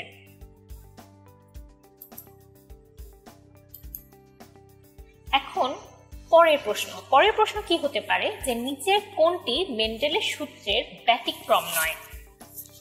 মেন্ডেলের সূত্রের প্রথম সূত্রের নিচের কোনটি মেন্ডেলের প্রথম সূত্রের ব্যতিক্রম নয়, বা নিচের কোনটি মেন্ডেলের দ্বিতীয় সূত্রের ব্যতিক্রম নয়? মেন্ডেলের প্রথম সূত্রের ব্যতিক্রম হচ্ছে 3টি। একটি হচ্ছে অসম্পূর্ণ প্রকটতা, এরপর হচ্ছে সমপ্রকটতা, এরপর হচ্ছে মারণ জিন বা লিথাল জিন। আমরা প্রথম সূত্রের প্রথম ব্যতিক্রম অসম্পূর্ণ প্রকটতা সম্পর্কে জানি। নামটি দেখে আমরা বুঝতে পারছি তার মানে এখানে কোনো একটা জিন প্রকট, কিন্তু সে সম্পূর্ণভাবে প্রকট নয়। তার মানে সে সম্পূর্ণভাবে তার বৈশিষ্ট্য প্রকাশ করতে পারে না।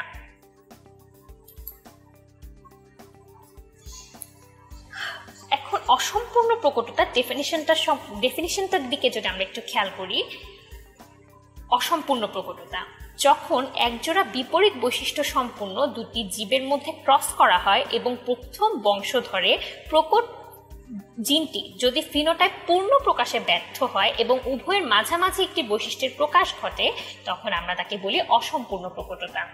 তার অসম্পূর্ণ প্রকটতার জন্য দায়ী জিনগুলোকে ইন্টারমিডিয়েট জিনও বলা হয়। অসম্পূর্ণ প্রকটতার জন্য ব্যাখ্যার জন্য সন্ধ্যামালতী উদ্ভিদটাকে আমরা বেছে নিলাম। সন্ধ্যামালতী উদ্ভিদের ক্ষেত্রে লাল দুই ধরনের ফুল পাওয়া যায়। একটি হচ্ছে লাল বর্ণের ফুল পাওয়া যায়, এসব উদ্ভিদ আবার সাদা বর্ণের ফুলও পাওয়া যায়। লাল বর্ণের ফুলের জন্য দায়ী যে জিন তাকে আমরা ক্যাপিটাল আর দিয়ে প্রকাশ করলাম এবং সাদা বর্ণের জন্য স্মল আর দিয়ে প্রকাশ করলাম। লাল বর্ণটি এক্ষেত্রে প্রকট বৈশিষ্ট্য এবং সাদা বর্ণটি হলো প্রচ্ছন্ন বৈশিষ্ট্য।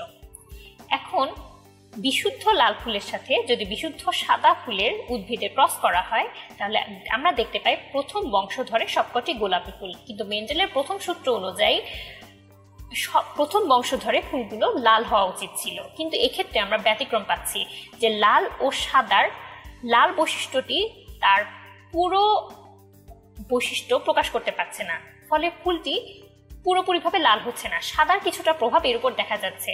তো লাল ও সাদা দুটোর প্রভাবে আমরা গোলাপি রঙের ফুল পাচ্ছি। এরপর এই গোলাপি ফুলগুলোর উদ্ভিদের মধ্যে যদি আবার ক্রস করা হয় দেখা যায় কি আমরা একটি লাল, দুটি গোলাপি ও একটি সাদা ফুল পাই। তার মানে এক্ষেত্রে আমাদের অনুপাত হয়ে যায় 1:2:1। তাহলে মেন্ডেলের প্রথম সূত্রের ব্যতিক্রম যেটা হচ্ছে অসম্পূর্ণ প্রকটতা, সেখানে আমরা যে অনুপাতটি পাই সেটি হচ্ছে 1:2:1। তো এটি আমাদের খুব ভালোভাবে মনে রাখতে হবে। এবং প্রশ্ন হতে পারে যে অসম্পূর্ণ প্রকটতায় প্রথম বংশধরে আমরা কি ধরনের ফুল পাই? প্রথম বংশধরে সন্ধ্যামালতীর ক্ষেত্রে আমরা গোলাপি ফুল পাই এবং পরবর্তী বংশধরে আমরা 1:2:1 অনুপাতে ফুল পাই। এরপর আমরা চলে যাচ্ছি মেন্ডেলের প্রথম সূত্রের দ্বিতীয় ব্যতিক্রমে, যেটি হচ্ছে সমপ্রকটতা। তার মানে অসম্পূর্ণ প্রকটতাতে ছিল যেটা ব্যাপারটা সেটা হচ্ছে কোন একটি প্রকট জিন সম্পূর্ণরূপে প্রকট নয়, সম্পূর্ণভাবে সে তার বৈশিষ্ট্য প্রকাশ করতে পারে না। এখন আমরা দেখব যে সমপ্রকটতা, তার মানে এক্ষেত্রে নাম শুনে আমরা বুঝতে পারছি যে জিনিসটা আসলে কি হবে। সংকর জীবে যখন দুটি বিপরীতধর্মী জিনের দুইটি বৈশিষ্ট্যই সমানভাবে প্রকাশ পায় তখন তাকে সমপ্রকটতা বলে। তার মানে এক্ষেত্রে দুটি জিন সমানভাবে প্রকট হবে।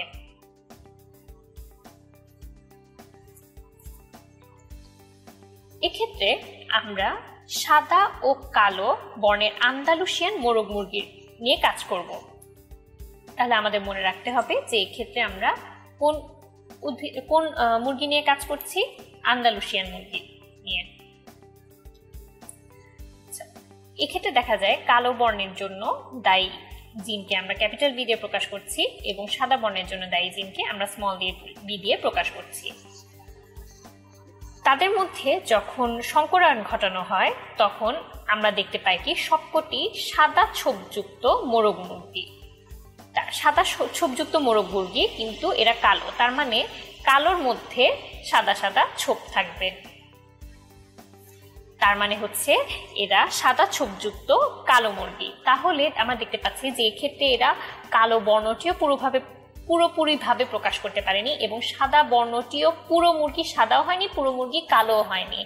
এক্ষেত্রে আমরা কালো মুরগির মধ্যে সাদা ছোপ পাচ্ছি। তার মানে দুটোই এখানে প্রকট হিসেবে কাজ করছে, দুটো বৈশিষ্ট্যই। এরপর এই জিনোটাইপিক মুরগির মধ্যে যদি আমরা আবার ক্রস করি তখন আমরা দেখতে পাই যে একটি কালো মুরগি পাওয়া যায়, সাদা ছোপযুক্ত কালো মুরগি দুটো পাওয়া যায়, আবার সাদা মুরগি পাওয়া যায় একটি। তার মানে 1:2:1 অনুপাতে বৈশিষ্ট্যগুলো প্রকাশিত হচ্ছে। এখন আমরা মেন্ডেলের প্রথম সূত্রের তৃতীয় ব্যতিক্রম লিথাল বা মারণ জিন সম্পর্কে জানব। লিথাল জিন হচ্ছে যদি কোনো জিন হোমোজাইগাস অবস্থায় উপস্থিত থাকলে সংশ্লিষ্ট প্রাণীর মৃত্যু হয় তাকে বলে লিথাল বা মারণ জিন। বিজ্ঞানী কুনো সর্বপ্রথম হলুদ বর্ণের ইঁদুরের ক্ষেত্রে লিথাল জিনের উপস্থিতি লক্ষ্য করেন। তিনি দেখতে পান দুটি হলুদ বর্ণের ইঁদুরের মধ্যে ক্রস করা হলে সবসময় 2:1 অনুপাতে হলুদ ও মেটে রঙের ইঁদুর পাওয়া যায়। এখন এই ব্যাপারটি যদি আমরা ব্যাখ্যা করার চেষ্টা করি, আমরা ধরে নিলাম ইঁদুরের হলুদ বর্ণের জন্য দায়ী প্রকট জিন হচ্ছে ক্যাপিটাল ওয়াই এবং মেটে বর্ণের জন্য দায়ী প্রচ্ছন্ন জিন হচ্ছে স্মল ওয়াই। এখন যদি এদের মধ্যে আমরা ক্রস করি, এক্ষেত্রে আমাদের মাথায় রাখতে হবে যে হোমোজাইগাস অবস্থায় আমরা কোনো ইঁদুর নিতে পারবো না, কারণ হোমোজাইগাস অবস্থায় উপস্থিত থাকলে লিথাল জিনের ক্ষেত্রে ওই ইঁদুরটি মারা যাবে। তাই আমরা হেটারোজাইগাস হলুদ ইঁদুর নিয়ে কাজ করছি। এদের ক্ষেত্রে দেখা যায় এই জিনোটাইপিক ইঁদুরের মধ্যে যদি ক্রস করা হয় তাহলে আমরা দুটি হলুদ ইঁদুর পাই বংশধরে এবং একটি মেটে ইঁদুর পাই। এবং প্রকট অবস্থায় এই জিন যদি হোমোজাইগাস থাকে, প্রকট জিনটি যদি হোমোজাইগাস অবস্থায় থাকে তাহলে সেই ইঁদুরটির মৃত্যু হয়। তার মানে 2:1 অনুপাতে আমরা হলুদ ও মেটে ইঁদুর পাই। লিথাল জিনের ক্ষেত্রে তোমাদের বইয়ে কিছু উদাহরণ দেয়া আছে, সেই উদাহরণগুলো খুব ভালোভাবে জানতে হবে। যেমন হচ্ছে লিথাল জিনের প্রভাবে ক্রিপার মুরগি, পাবিহীন বাছুর, মানুষের কিছু ডিজিজ হয় যেমন ব্রাকিওফেলাঞ্জি, হিমোফিলিয়া, ইকথিওসিস, থ্যালাসেমিয়া এসব হতে পারে। এই উদাহরণগুলো খুব ইম্পর্টেন্ট মেডিকেল অ্যাডমিশনের জন্য, তাই এগুলো খুব ভালোভাবে মনে রাখতে হবে। এখন আমরা মেন্ডেলের দ্বিতীয় সূত্রের ব্যতিক্রম পরিপূরক জিন সম্পর্কে জানব। পরিপূরক জিন জিনিসটি হলো ভিন্ন ভিন্ন লোকাসে অবস্থিত দুটি প্রকট জিনের উপস্থিতির কারণে যদি জীবের একটি চারিত্রিক বৈশিষ্ট্য নিয়ন্ত্রণ হয় তখন জিন দুটিকে পরস্পরের পরিপূরক জিন বলে এবং এই অবস্থাটাকে বলে সহপ্রকটতা। এটি প্রমাণ করার জন্য আমরা ল্যাথাইরাস ওডোরেটাস নামক একটি মিষ্টি মটর উদ্ভিদ নিতে পারি যাতে সাদা ফুল বিশিষ্ট দুটি আলাদা স্ট্রেন পাওয়া যায়। এদের ক্ষেত্রে যদি আমরা জিনোটাইপ নেই, এটি হচ্ছে প্রথম শ্রেণীর জিনোটাইপ, এরপর এটি হচ্ছে দ্বিতীয় শ্রেণীর জিনোটাইপ। এখন এদের মধ্যে যদি আমরা ক্রস করি তাহলে প্রথম বংশধরে আমরা কি পাবো? প্রথম বংশধরে আমরা দেখতে পাচ্ছি যে আমরা সবকটি বেগুনি ফুল যুক্ত মিষ্টি মটর উদ্ভিদ পাচ্ছি। এক্ষেত্রে ব্যাপারটা কি হচ্ছে যে দুটি ভিন্ন ভিন্ন লোকাসে অবস্থিত দুটি প্রকট জিন মিলিতভাবে একটি বৈশিষ্ট্য প্রকাশ করছে, কিন্তু যখন দুটি লোকাসে প্রকট জিনের উপস্থিতি ছিল না তখন কিন্তু আমরা বেগুনি বেগুনি কালারটা আমরা পাইনি, আমরা সবগুলো সাদা ফুলযুক্ত মিষ্টি মটর উদ্ভিদ পেয়েছি। এখন আমরা দেখতে পাচ্ছি দুটি ভিন্ন লোকাসে দুটি প্রকট জিনের উপস্থিতির কারণে আমরা সবগুলো বেগুনি ফুলযুক্ত মিষ্টি মটর উদ্ভিদ পাচ্ছি। এখন এই জিনোটাইপ বিশিষ্ট উদ্ভিদের মধ্যে আমরা যদি আবার ক্রস করি তাহলে দ্বিতীয় বংশধরে আমরা কি দেখতে পাবো? দ্বিতীয় বংশধরে কি ধরনের ফুল হবে সেটাও তার জিনোটাইপের উপর ডিপেন্ড করবে। যেমন আমি দেখতে পাচ্ছি যে প্রথম যে উদ্ভিদ তার জিনোটাইপে দুটি ভিন্ন লোকাসে দুটি প্রকট জিন উপস্থিত, তাহলে এই উদ্ভিদের ফুলগুলো সব বেগুনি হবে। এরপরে আমরা আবার দুটি ভিন্ন লোকাসে দুটি প্রকট জিন পাচ্ছি, এখানেও পাচ্ছি, আবার আমরা এখানে পাচ্ছি, এটিতেও পাচ্ছি। তাহলে যেখানে যেখানে আমরা দুটি ভিন্ন লোকাসে দুটি প্রকট জিন পাচ্ছি সেখানে সবগুলো বেগুনি ফুলযুক্ত উদ্ভিদ হবে। কিন্তু আমরা যদি খেয়াল করি আমরা এখানে এসে দেখতে পাচ্ছি যে একটি লোকাসে শুধু প্রকট জিন উপস্থিত, তাই এই উদ্ভিদের ফুলটি সাদা। এখানে আমরা আবার সাদা ফুল পাচ্ছি, সাদা। এখানে আমরা দেখতে পাচ্ছি যে এখানে সাদা ফুল, সাদা।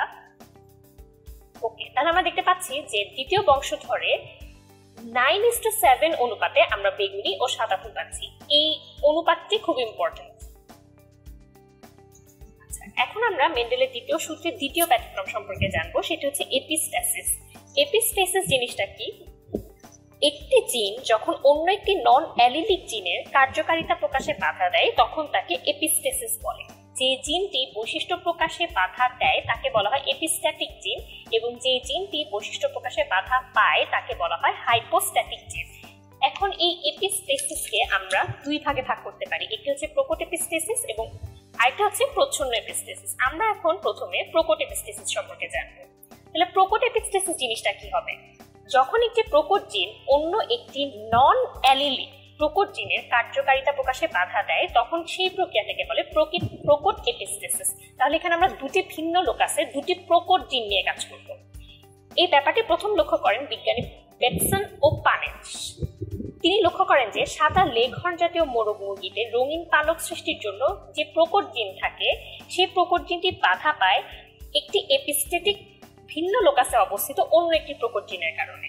আমরা ধরে নিই যে সাদা লেঘর্ন মুরগিতে রঙিন পালকের জন্য দায়ী প্রকট জিন হচ্ছে ক্যাপিটাল সি এবং রঙিন পালকের বাধাদানকারী প্রকট জিন হচ্ছে ক্যাপিটাল আই।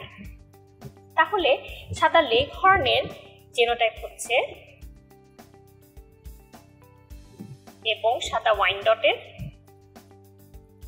এখন এদের মধ্যে যদি আমরা ক্রস করি তাহলে কি দেখতে পাচ্ছি? এদের মধ্যে ক্রস করে আমরা দেখতে পাচ্ছি যে প্রথম বংশধরে আমরা সবগুলো সাদা মুরগি পাচ্ছি। সাদা মুরগি হওয়ার কারণ কি? কারণ এখানে দুটি ভিন্ন লোকাসে, একটি লোকাসে রঙিন পালকের জন্য সৃষ্টি প্রকট জিন উপস্থিত থাকলেও অন্য আরেকটি লোকাসে রঙিন পালক সৃষ্টির জন্য যে জিনটি বাধা প্রকাশ করবে সেই জিনটিও প্রকট অবস্থায় বিদ্যমান। তাই প্রথম বংশধরে আমরা সব মুরগি পাচ্ছি সাদা। এখন আমরা দ্বিতীয় বংশধরে যদি আমরা লক্ষ্য করি আমরা দেখতে পাই যে দ্বিতীয় বংশধরে 13:3 অনুপাতে আমরা সাদা ও রঙিন পালক বিশিষ্ট মোরগ মুরগি পাবো।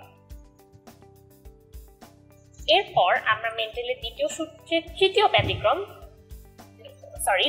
দ্বিতীয় ব্যতিক্রম দ্বৈত প্রচ্ছন্ন এপিস্ট্যাসিস সম্পর্কে জানবো। দ্বৈত প্রচ্ছন্ন এপিস্ট্যাসিস এর উদাহরণ হচ্ছে মুখ বধিরতা। জিনিসটা আসলে কি?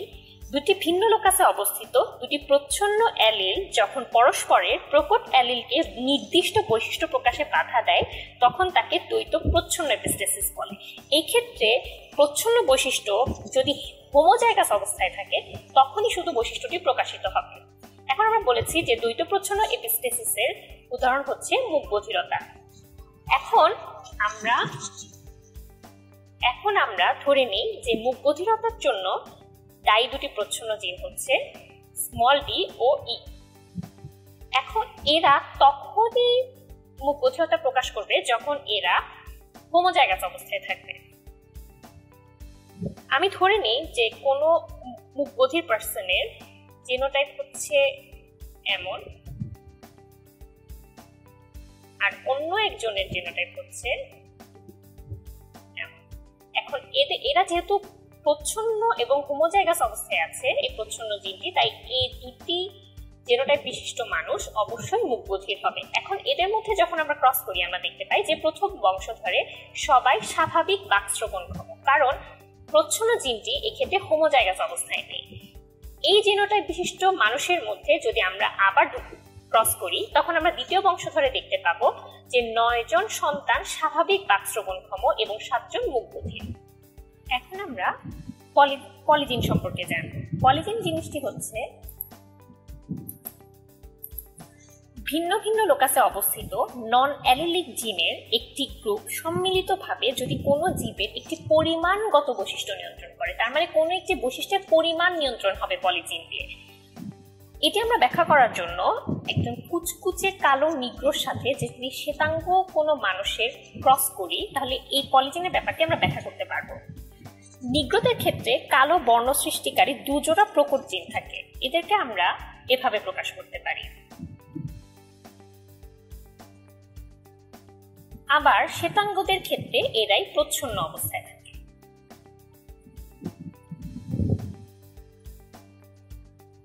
এখন এদের মধ্যে যদি আমরা ক্রস করি তাহলে আমরা দেখতে পাই যে প্রথম বংশধরে যে সন্তান সন্ততি হয় তারা হয় মিউলাটো, তার মানে তারা একদম কালো বর্ণেরও নয় একদম শ্বেতাঙ্গ নয়। এরপরে এদের মধ্যে যদি আমরা ক্রস করি তাহলে দ্বিতীয় বংশধরে আমরা কি পাই? দ্বিতীয় বংশধরে আমরা দেখতে পাচ্ছি যে এক্ষেত্রে দুটি লোকাসে সবগুলি জিন প্রকট, তাই এরা একদম কুচকুচে কালো মানে নিগ্রো। এরপর আমরা দেখতে পাই যে দুটি লোকাসে, একটি লোকাসে দুটি প্রকট আর একটি লোকাসে শুধু একটি জিন প্রকট। এক্ষেত্রে আমরা দেখতে পাচ্ছি যে এরা গাঢ় বর্ণের, একদম কুচকুচে কালো নয় কিন্তু এরা গাঢ় বর্ণের। তার মানে এক্ষেত্রে আমরা দেখতে পাচ্ছি যে একটি প্রকট জিনের উপস্থিতি কমে যাওয়ার কারণে গায়ের যে বর্ণ সেই বর্ণের পরিমাণগত বৈশিষ্ট্য নিয়ন্ত্রণ হচ্ছে। এরপর আমরা আবার দেখতে পাচ্ছি যে এক্ষেত্রে 3টি প্রকট জিন বিদ্যমান আবার গাঢ় বর্ণের। এক্ষেত্রে আমরা দেখতে পাচ্ছি 2টি প্রকট জিন বিদ্যমান, তার মানে এই গাঢ় বর্ণেরও হবে না, সে হবে আরেকটু সামান্য হালকা, যাদেরকে আমরা বলতে পারি মিউলাটো। এরপর আমরা আবার দেখতে পাচ্ছি 3টি প্রকট জিন তাহলে গাঢ়, 2টি প্রকট জিন মিউলাটো। এক্ষেত্রে আমরা দেখতে পাচ্ছি শুধু একটি প্রকট জিন, তার মানে এরা নিগ্র নয় আবার একটু শ্বেতাঙ্গও নয়, এরা হচ্ছে হালকা বর্ণের। মিউলাটো হচ্ছে আরেকটু হালকা। এরপর আমরা দেখতে পাচ্ছি আবার গাঢ় বর্ণের, এখানে 2টি প্রকট জিন তাই মিউলাটো, আবার মিউলাটো। এক্ষেত্রে আমরা একটি প্রকট জিন পাচ্ছি তাই হালকা, আবার আমরা মিউলাটো পাচ্ছি, এবার পাচ্ছি হালকা বর্ণের। সবশেষে এসে দেখতে পাচ্ছি যে সবকটি জিন প্রচ্ছন্ন, তাই এরা হবে শ্বেতাঙ্গ। তার মানে আমরা দেখতে পাচ্ছি যে দুটি লোকাসে অবস্থিত জিনের গ্রুপ সম্মিলিতভাবে জীবের একটি বৈশিষ্ট্যের পরিমাণ নিয়ন্ত্রণ করছে, এটি হচ্ছে পলিজিন। এখন আমরা জানবো হোমোগ্যামিট ও হেটারোগ্যামিট জিনিসটা কি। স্ত্রীদের ক্ষেত্রে আমরা জানি যে 2টা এক্স ক্রোমোজোম বিদ্যমান এবং পুরুষের ক্ষেত্রে একটি এক্স ও একটি ওয়াই ক্রোমোজোম বিদ্যমান। যেহেতু স্ত্রীর ক্ষেত্রে 2টি ক্রোমোজোমই একই রকম তাই এদেরকে বলা হয় হোমোগ্যামিট, স্ত্রীকে বলা হয় হোমোগ্যামিট এবং পুরুষকে বলা হয় হেটারোগ্যামিট।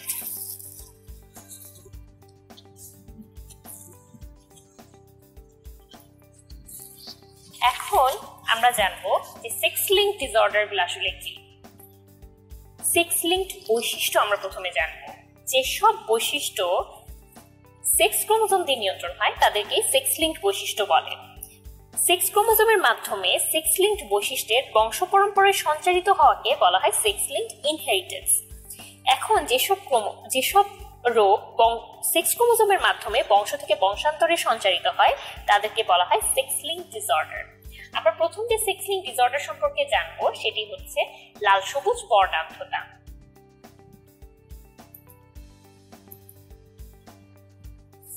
মানুষের চোখের রেটিনায় বর্ণ সংবেদী কোন কোষ উৎপাদনের জন্য একটি প্রকট এক্স লিঙ্ক জিন প্রয়োজন।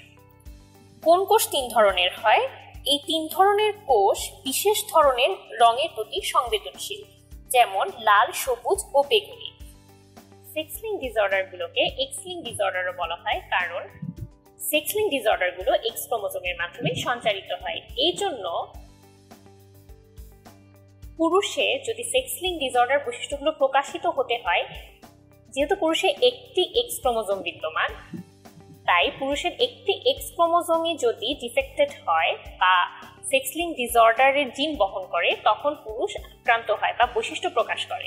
কিন্তু নারীর ক্ষেত্রে দেখা যায়, নারীর ক্ষেত্রে যেহেতু 2টি এক্স ক্রোমোজোম বিদ্যমান এবং যদি একটি ডিফেক্টেড হয় তখন আরেকটি স্বাভাবিক জিন দিয়ে এই জিনের যে ইফেক্ট সেটা দমিত হয়, ফলে হচ্ছে বৈশিষ্ট্য প্রকাশিত হয় না। সেক্স লিঙ্ক ডিসঅর্ডার গুলোকে এক্স লিঙ্ক ডিসঅর্ডার বলা হয়, কারণ সেক্স ক্রোমোজোমের মাধ্যমে সেক্স লিঙ্ক ডিসঅর্ডার গুলো বংশ থেকে বংশান্তরে সঞ্চারিত হয়। পুরুষের ক্ষেত্রে যেহেতু কেবল একটি মাত্র এক্স ক্রোমোজোম বিদ্যমান, তাই একটি এক্স ক্রোমোজোমই যদি ডিফেক্টেড হয় তখন পুরুষের ক্ষেত্রে রোগের বৈশিষ্ট্যগুলো প্রকাশ পায়। নারীদের ক্ষেত্রে দেখা যায় যেহেতু দুইটি এক্স ক্রোমোজোম বিদ্যমান, তাই একটি যদি ডিফেক্টেড হয় অন্য স্বাভাবিক এক্স ক্রোমোজোমের কারণে ডিফেক্টেড এক্স ক্রোমোজোমের বৈশিষ্ট্য প্রকাশিত হয় না। এখন আমরা যদি বর্ণান্ধ পুরুষের সাথে, তার মানে তার একটি এক্স ক্রোমোজোম ডিফেক্টেড, এবং স্বাভাবিক নারী, তার মানে তার কোনো ডিফেক্টেড এক্স ক্রোমোজোম নেই, সবই স্বাভাবিক এক্স ক্রোমোজোম, তাদের মধ্যে যদি আমরা ক্রস করি, আমরা তাদের সন্তান সন্ততির ক্ষেত্রে দেখতে পাই যে একটি কন্যা বর্ণান্ধ বাহক, কারণ সে বহন করে নিয়ে যাচ্ছে ঠিকই বর্ণান্ধতার জিন, কিন্তু তার সে বৈশিষ্ট্যগুলো প্রকাশ করছে না। এরপর আমরা আরো একটি কন্যা পাই যে বর্ণান্ধতার বাহক, পুরুষ পাই দুইজনই স্বাভাবিক। এখন তাহলে বাহক কন্যার সাথে এখন আমরা দ্বিতীয় বংশধরের চেকার বোর্ডটা যদি একটু আঁকার চেষ্টা করি,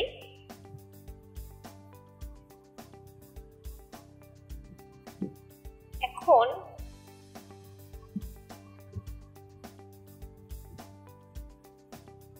আমরা বাহক কন্যার সাথে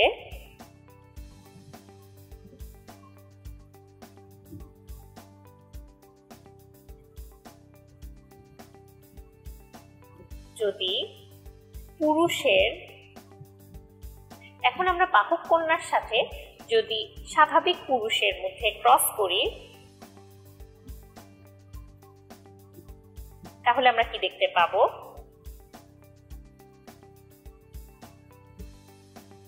চেকার বোর্ডটি দেখতে এমন হয়। তাহলে আমরা দেখতে পাচ্ছি যে দ্বিতীয় বংশধরে একটি বাহক কন্যা বর্ণান্ধ পুত্র, স্বাভাবিক কন্যা এবং স্বাভাবিক পুত্রের জন্ম হয়। তাহলে এখানে আমরা বাহক পেলাম একজন, বাহক কন্যা পেলাম,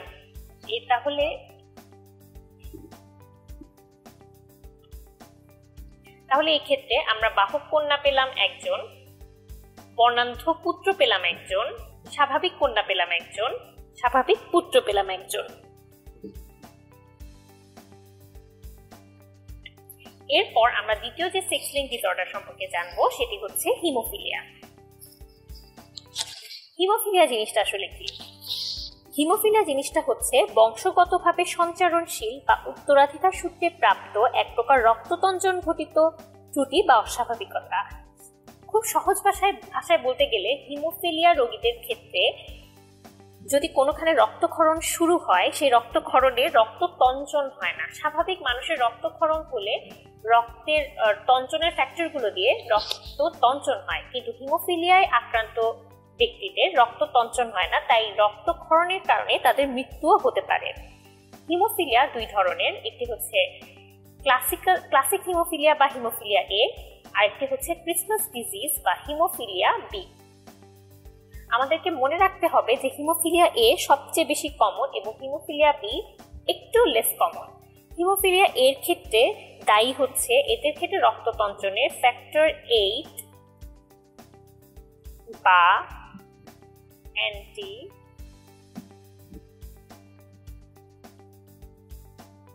হিমো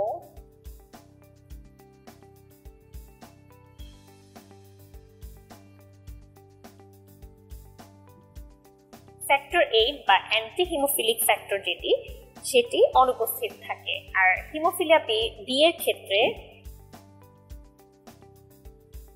ফ্যাক্টর 9 মানে রক্ততঞ্চনের ফ্যাক্টর 9 বা প্লাজমা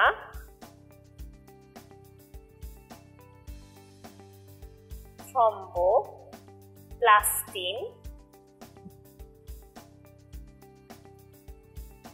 কম্পোনেন্ট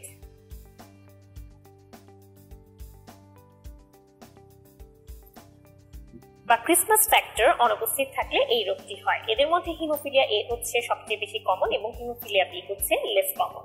এখন আমরা যদি স্বাভাবিক পুরুষের সাথে স্বাভাবিক কিন্তু বাহক স্ত্রীর যদি ক্রস করি, স্বাভাবিক পুরুষ এক্ষেত্রে একটি এক্স ক্রোমোজোম বিদ্যমান এবং সেটি স্বাভাবিক এক্স ক্রোমোজোম, আর এক্ষেত্রে আমরা স্বাভাবিক কিন্তু বাহক স্ত্রী যেহেতু বলছি, তার মানে হচ্ছে এদের ক্ষেত্রে একটি স্বাভাবিক এক্স ক্রোমোজোম এবং একটি ডিফেক্টেড এক্স ক্রোমোজোম বিদ্যমান। তাহলে এদের মধ্যে যদি এখন আমরা ক্রস করি, আমরা কি দেখতে পাই যে প্রথমে আমরা একটি স্বাভাবিক কন্যা পাচ্ছি, এরপরে আমরা বাহক কন্যা পাচ্ছি, স্বাভাবিক কিন্তু বাহক, তার মানে সে ডিফেক্টেড এক্স ক্রোমোজোম বহন করছে কিন্তু রোগের বৈশিষ্ট্য প্রকাশ করছে না, বাহ্যিকভাবে আমরা তা দেখতে পাচ্ছি না। এরপর হচ্ছে আমরা একটি স্বাভাবিক পুত্র পাই, যেহেতু এখানে স্বাভাবিক এক্স ক্রোমোজোম বিদ্যমান, আর এখানে হিমোফিলিক পুত্র পাই কারণ এখানে একটি এক্স ক্রোমোজোম এবং তার ডিফেক্টেড এক্স ক্রোমোজোম বিদ্যমান। এরপর হচ্ছে আমরা ব্লাড গ্রুপ সম্পর্কে জানবো। ব্লাড গ্রুপ জিনিসটা আসলে কি? লোহিত কণিকায় প্লাজমা মেমব্রেনে অবস্থিত বিভিন্ন অ্যান্টিজেনের উপস্থিতির উপর ভিত্তি করে রক্তের শ্রেণীবিন্যাসকে ব্লাড গ্রুপ বলে। এই ব্লাড গ্রুপ 1901 সালে প্রথম করেন বা মানুষের রক্তের শ্রেণীবিন্যাস প্রথম করেন কার্ল ল্যান্ডস্টেইনার 1901 সালে। তিনি রক্তকণিকায় কতগুলো অ্যান্টিজেনের উপস্থিতি অনুপস্থিতির উপর নির্ভর করে মানুষের রক্তের যে শ্রেণীবিন্যাস করেন তাকে ABO ব্লাড গ্রুপ বা সংক্ষেপে শুধুমাত্র ব্লাড গ্রুপ বলা হয়। অনেক সময় যেহেতু ল্যান্ডস্টেইনার এই ব্লাড গ্রুপ আবিষ্কার করেন তাই একে ল্যান্ডস্টেইনারের ব্লাড গ্রুপও বলা হয়। আমাদের মনে রাখতে হবে যে 1965 সাল পর্যন্ত আরো 13টি ব্লাড গ্রুপ আবিষ্কৃত হয়েছে। এখন আমরা ABO ব্লাড গ্রুপের বৈশিষ্ট্য সম্পর্কে জানব।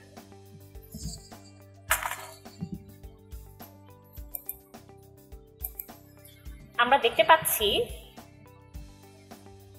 ব্লাড গ্রুপ A যার পার্সেন্টেজ হচ্ছে 23%, ব্লাড গ্রুপ B পার্সেন্টেজ হচ্ছে 35%, ব্লাড গ্রুপ AB পার্সেন্টেজ হচ্ছে 8%, ব্লাড গ্রুপ O পার্সেন্টেজ হচ্ছে 34%। তাহলে আমরা দেখতে পাচ্ছি যে B ব্লাড গ্রুপ সবচেয়ে বেশি কমন। এখন ব্লাড গ্রুপ A তে অ্যান্টিজেন থাকে A, অ্যান্টিবডি থাকে B। B ব্লাড গ্রুপে অ্যান্টিজেন থাকে B, অ্যান্টিবডি থাকে A। AB ব্লাড গ্রুপে অ্যান্টিজেন দুটি অ্যান্টিজেনই থাকে A ও B, অ্যান্টিবডি কোনো অ্যান্টিবডি নেই। আর O ব্লাড গ্রুপে কোনো অ্যান্টিজেন নেই কিন্তু দুটি অ্যান্টিবডি আছে।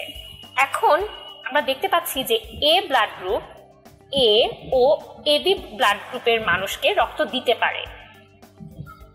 A ব্লাড গ্রুপ A গ্রুপের মানুষকে রক্ত দিতে পারবে এটা খুব সহজেই বোঝা যায়, কিন্তু AB গ্রুপের মানুষকে কিভাবে রক্ত দিতে পারবে এটা যদি আমরা একটু ব্যাখ্যা করার চেষ্টা করি, সেটা হচ্ছে আমরা দেখতে পাচ্ছি যে AB ব্লাড গ্রুপে A ও B দুটি অ্যান্টিজেনই আছে, কিন্তু এতে A বা B কোনো অ্যান্টিবডি নেই। যেহেতু এখানে কোনো অ্যান্টিবডি নেই তাই A ব্লাড গ্রুপ যদি AB গ্রুপের মানুষকে দেওয়া হয় এখানে অ্যান্টিজেন অ্যান্টিবডি রিঅ্যাকশন হওয়ার কোনো সম্ভাবনা নেই।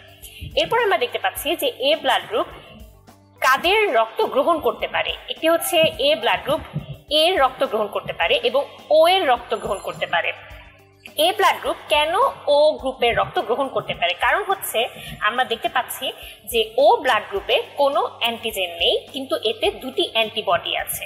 এখন তোমাদের প্রশ্ন হতে পারে যে এই অ্যান্টিবডি কেন A অ্যান্টিজেনের সাথে রিঅ্যাক্ট করে রক্ত জমাট বাঁধতে সাহায্য করছে না? কারণ হচ্ছে এই যে অ্যান্টিবডি, এই অ্যান্টিবডিটা যেহেতু আমরা যখন ব্লাড নেই, কারো কাছ থেকে ব্লাড নেই, তার সেই ব্লাডের পরিমাণ খুবই অল্প হয়, যার কারণে এই অল্প ব্লাডটা গ্রহীতার শরীরে এসে যখন গ্রহীতার শরীরের বেশি পরিমাণে রক্তের সাথে মিশ্রিত হয় তখন সেই অ্যান্টিবডিটা রক্তের মধ্যে ডাইলিউট হয়ে যায়, যার কারণে এই অ্যান্টিবডি তখন অ্যান্টিজেনের সাথে আর রিঅ্যাক্ট করতে পারে না।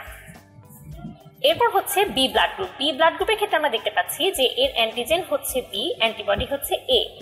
সে রক্ত দান করতে পারে বি গ্রুপকে এবং এবি গ্রুপকে। এবি গ্রুপকে কেন রক্ত দান করতে পারে? কারণ এবি গ্রুপে এ ও বি দুটি অ্যান্টিজেনই আছে, কোনো অ্যান্টিবডি নেই। অ্যান্টিবডি না থাকার কারণে এতে অ্যান্টিজেন অ্যান্টিবডি রিঅ্যাকশন হওয়ার কোনো সম্ভাবনা নেই। এরা রক্ত দান করতে পারে, এবি ব্লাড গ্রুপ শুধুমাত্র এবিকেই রক্ত দান করতে পারে এবং অন্য কোনো গ্রুপকে সে রক্ত দান করতে পারে না। সে গ্রহণ করতে পারে এ বি, এবি ও ওকে। এখন তোমাদের মাথায় প্রশ্ন আসতে পারে যে এবি ব্লাড গ্রুপ কেন এ বা বি কে রক্ত দান করতে পারে না? কারণ হচ্ছে এ ব্লাড গ্রুপকে আমরা যদি এ ব্লাড গ্রুপকে এবি রক্ত দেই তাহলে তাতে কি হবে? এ ব্লাড গ্রুপে আমরা অ্যান্টিজেন আছে এ, অ্যান্টিবডি আছে বি। এতে এ ও বি দুটি অ্যান্টিজেনই আছে, এখন এই এবি ব্লাড যদি আমরা বি কে দেই তাহলে কি হবে, এই বি অ্যান্টিবডির সাথে এই বি অ্যান্টিজেনের রিয়াকশন হয়ে রক্ত জমাট বেঁধে যাবে। এরপর সে কাদের রক্ত গ্রহণ করতে পারে, আমরা দেখতে পাচ্ছি সে এ বি ও এর রক্ত গ্রহণ করতে পারে। কারণ হচ্ছে এবিকে আমরা যখন এবি ব্লাড গ্রুপকে আমরা যখন এ ব্লাড গ্রুপ দেই, এতে কোনো অ্যান্টিবডি না থাকার কারণে কোনো রিয়াকশন হয় না। একইভাবে বির ক্ষেত্রে আমরা একই অবস্থায় দেখতে পাচ্ছি, এবং এবির ক্ষেত্রে এবি ব্লাড গ্রুপ এবিকে অবশ্যই দিতে পারবে। এবং ও এর ক্ষেত্রে কেন সে রক্ত গ্রহণ করতে পারে, কারণ ও এর কোনো অ্যান্টিজেন নেই, আর যে অ্যান্টিবডি আছে সেই অ্যান্টিবডি খুবই সামান্য পরিমাণে গ্রহীতার রক্তে প্রবেশ করে। কারণ আমরা যখন গ্রহীতাকে দাতার রক্ত দিই, গ্রহীতার রক্ত অনেক বেশি থাকে, দাতার রক্ত আমরা হয়তো এক ব্যাগ দিই, যেখানে গ্রহীতার রক্ত তার 3-4 গুণ বেশি থাকে। এই কারণে দাতার রক্তের যে অ্যান্টিবডি সেটা গ্রহীতার রক্তে এসে ডাইলিউট হয়ে যায়। এই কারণে অ্যান্টিজেন অ্যান্টিবডি রিয়াকশনটা আর হয় না। তারপর হচ্ছে আমরা ও ব্লাড গ্রুপের ক্ষেত্রে দেখতে পাচ্ছি যে এতে কোনো অ্যান্টিজেন নেই। এতে কোনো অ্যান্টিজেন না থাকার কারণে সে সবাইকে রক্ত দান করতে পারে, কারণ এতে কোনো অ্যান্টিজেন নেই। এবং এতে অ্যান্টিবডি আছে, এ ও বি দুটি অ্যান্টিবডি আছে। এ ও বি দুটি অ্যান্টিবডি থাকার কারণে সে শুধু ও গ্রুপের রক্তই গ্রহণ করতে পারে। কারণ আমি যদি ও ব্লাড গ্রুপকে একটু বোঝানোর চেষ্টা করি ব্যাপারটা, আমি যদি ও ব্লাড গ্রুপকে এ গ্রুপের রক্ত দিই তাহলে কি হবে, ও ব্লাড গ্রুপে কোনো অ্যান্টিজেন নেই, কিন্তু অ্যান্টিবডি দুটোই প্রস্তুত অবস্থায় আছে রক্তের মধ্যে। এখানে আছে এ অ্যান্টিজেন এবং বি অ্যান্টিবডি, তো অ্যান্টিজেন অ্যান্টিবডি রিয়াকশন হয়ে যাবে খুব সহজেই। এই জন্য আমরা ও গ্রুপকে এ বা বি বা এবি কোনো গ্রুপের রক্তই দিতে পারি না। এখন আমরা আরএইচ ফ্যাক্টর সম্পর্কে জানব। 1940 সালে কার্ল ল্যান্ডস্টেইনার এবং উইনার রেসাসপানরের রক্ত খরগোশের শরীরে প্রবেশ করিয়ে খরগোশের রক্তরসে এক ধরনের অ্যান্টিবডি উৎপাদনে সক্ষম হন। তারা ধারণা করেন যে মানুষের লোহিত কণিকার ঝিল্লিতেও রেসাসপানরের লোহিত কণিকার ঝিল্লির মতো এক প্রকার অ্যান্টিজেন রয়েছে। এই অ্যান্টিজেনকে বলা হয় আরএইচ ফ্যাক্টর বা সংক্ষেপ বা বলা হয় রেসাস ফ্যাক্টর। তাহলে আরএইচ ফ্যাক্টর বা রেসাস ফ্যাক্টর।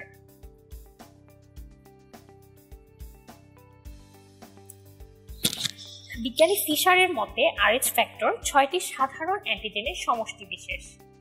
এরা হচ্ছে এভাবে জোড়ায় জোড়ায় তাদের ভাগ করা যায়। Capital C, capital D, capital E এরা হচ্ছে মেন্ডেলীয় প্রকট এবং এরা হচ্ছে মেন্ডেলীয় প্রচ্ছন্ন। যাদের রক্তে সি, ডি ও ই বিদ্যমান তারা হচ্ছে আরএইচ পজিটিভ রক্ত ক্যারি করে, এবং যাদের হচ্ছে সি, ডি, ই বিদ্যমান তারা আরএইচ নেগেটিভ রক্ত ক্যারি করে। এখন আমরা আরএইচ ফ্যাক্টরের কারণে সৃষ্ট জটিলতা সম্পর্কে জানব।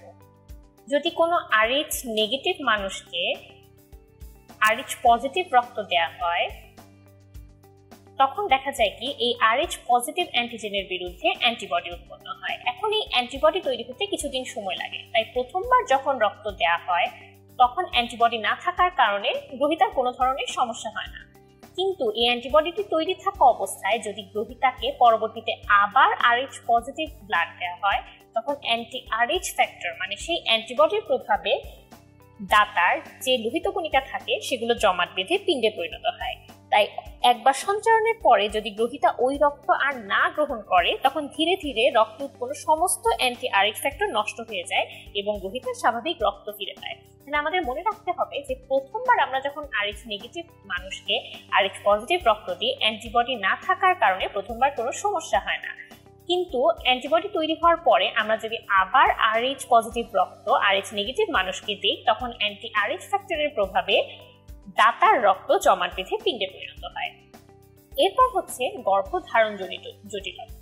আমরা যদি আরএইচ নেগেটিভ নারীর সাথে আরএইচ পজিটিভ পুরুষের মিলন হয়, তখন যে বাচ্চাটি হয় তার রক্ত হয় আরএইচ পজিটিভ, কারণ আরএইচ পজিটিভ প্রকট বৈশিষ্ট্য। এখন আরএইচ পজিটিভ এই রক্ত অমরার মাধ্যমে বাচ্চার দেহ থেকে মায়ের দেহে সঞ্চারিত হয়। মায়ের দেহে সঞ্চারিত হওয়ার ফলে RH পজিটিভ ব্লাডের বিরুদ্ধে অ্যান্টিবডি উৎপন্ন হয়, কিন্তু এই অ্যান্টিবডি উৎপন্ন হতে কিছুদিন সময় লাগে। তাই প্রথম বাচ্চা গর্ভাবস্থায় থাকাকালে কোনো সমস্যা হয় না, কিন্তু দ্বিতীয়বার যখন বাচ্চা ধারণ হয় তখন ওই RH ফ্যাক্টর বা অ্যান্টিবডির প্রভাবে বাচ্চার যে লোহিত কণিকা সেগুলো জমাট বেঁধে পিণ্ডে পরিণত হয় এবং লোহিত কণিকাগুলো ভেঙে যায়। ফলে বাচ্চাটির প্রচন্ড রক্তাল্পতা এবং জন্মের পর জন্ডিস দেখা যায়। এই অবস্থাটাকে বলে ইরাইথ্রোব্লাস্টোসিস ফিটালিস। RH নেগেটিভ বৈশিষ্ট্য কাদের মধ্যে সবচেয়ে বেশি পাওয়া যায় সেটি আমাদের জানতে হবে। যেমন হচ্ছে তারা হচ্ছে পাইরেনিজের বাস্ক,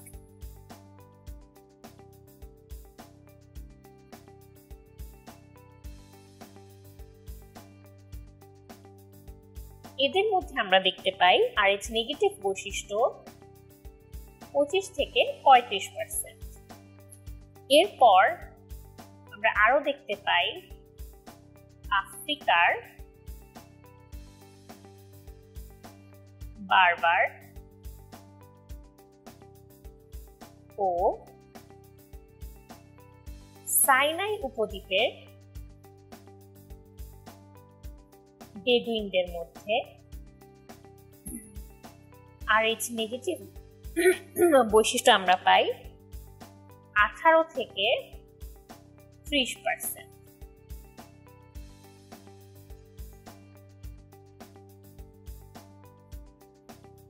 বিগত বছরের যে প্রশ্ন, আমরা অবশ্যই প্রত্যেকটি চ্যাপ্টার শেষ করার পরে আমরা আগের বছরে ওই চ্যাপ্টার থেকে মেডিকেল অ্যাডমিশন পরীক্ষায় কি কি প্রশ্নগুলো এসেছিল আমরা তা অবশ্যই খুব ভালোভাবে অ্যানালাইসিস করব। তাহলে আমরা প্রশ্নের ধরন সম্পর্কে বা কতটুকু আমাদের কেমন করতে হবে সেই সম্পর্কে আমরা একটি ধারণা পাবো। আশা করি তোমরা ক্লাসটি সবাই বুঝতে পেরেছো। সবাই ভালো থাকবে, সুস্থ থাকবে।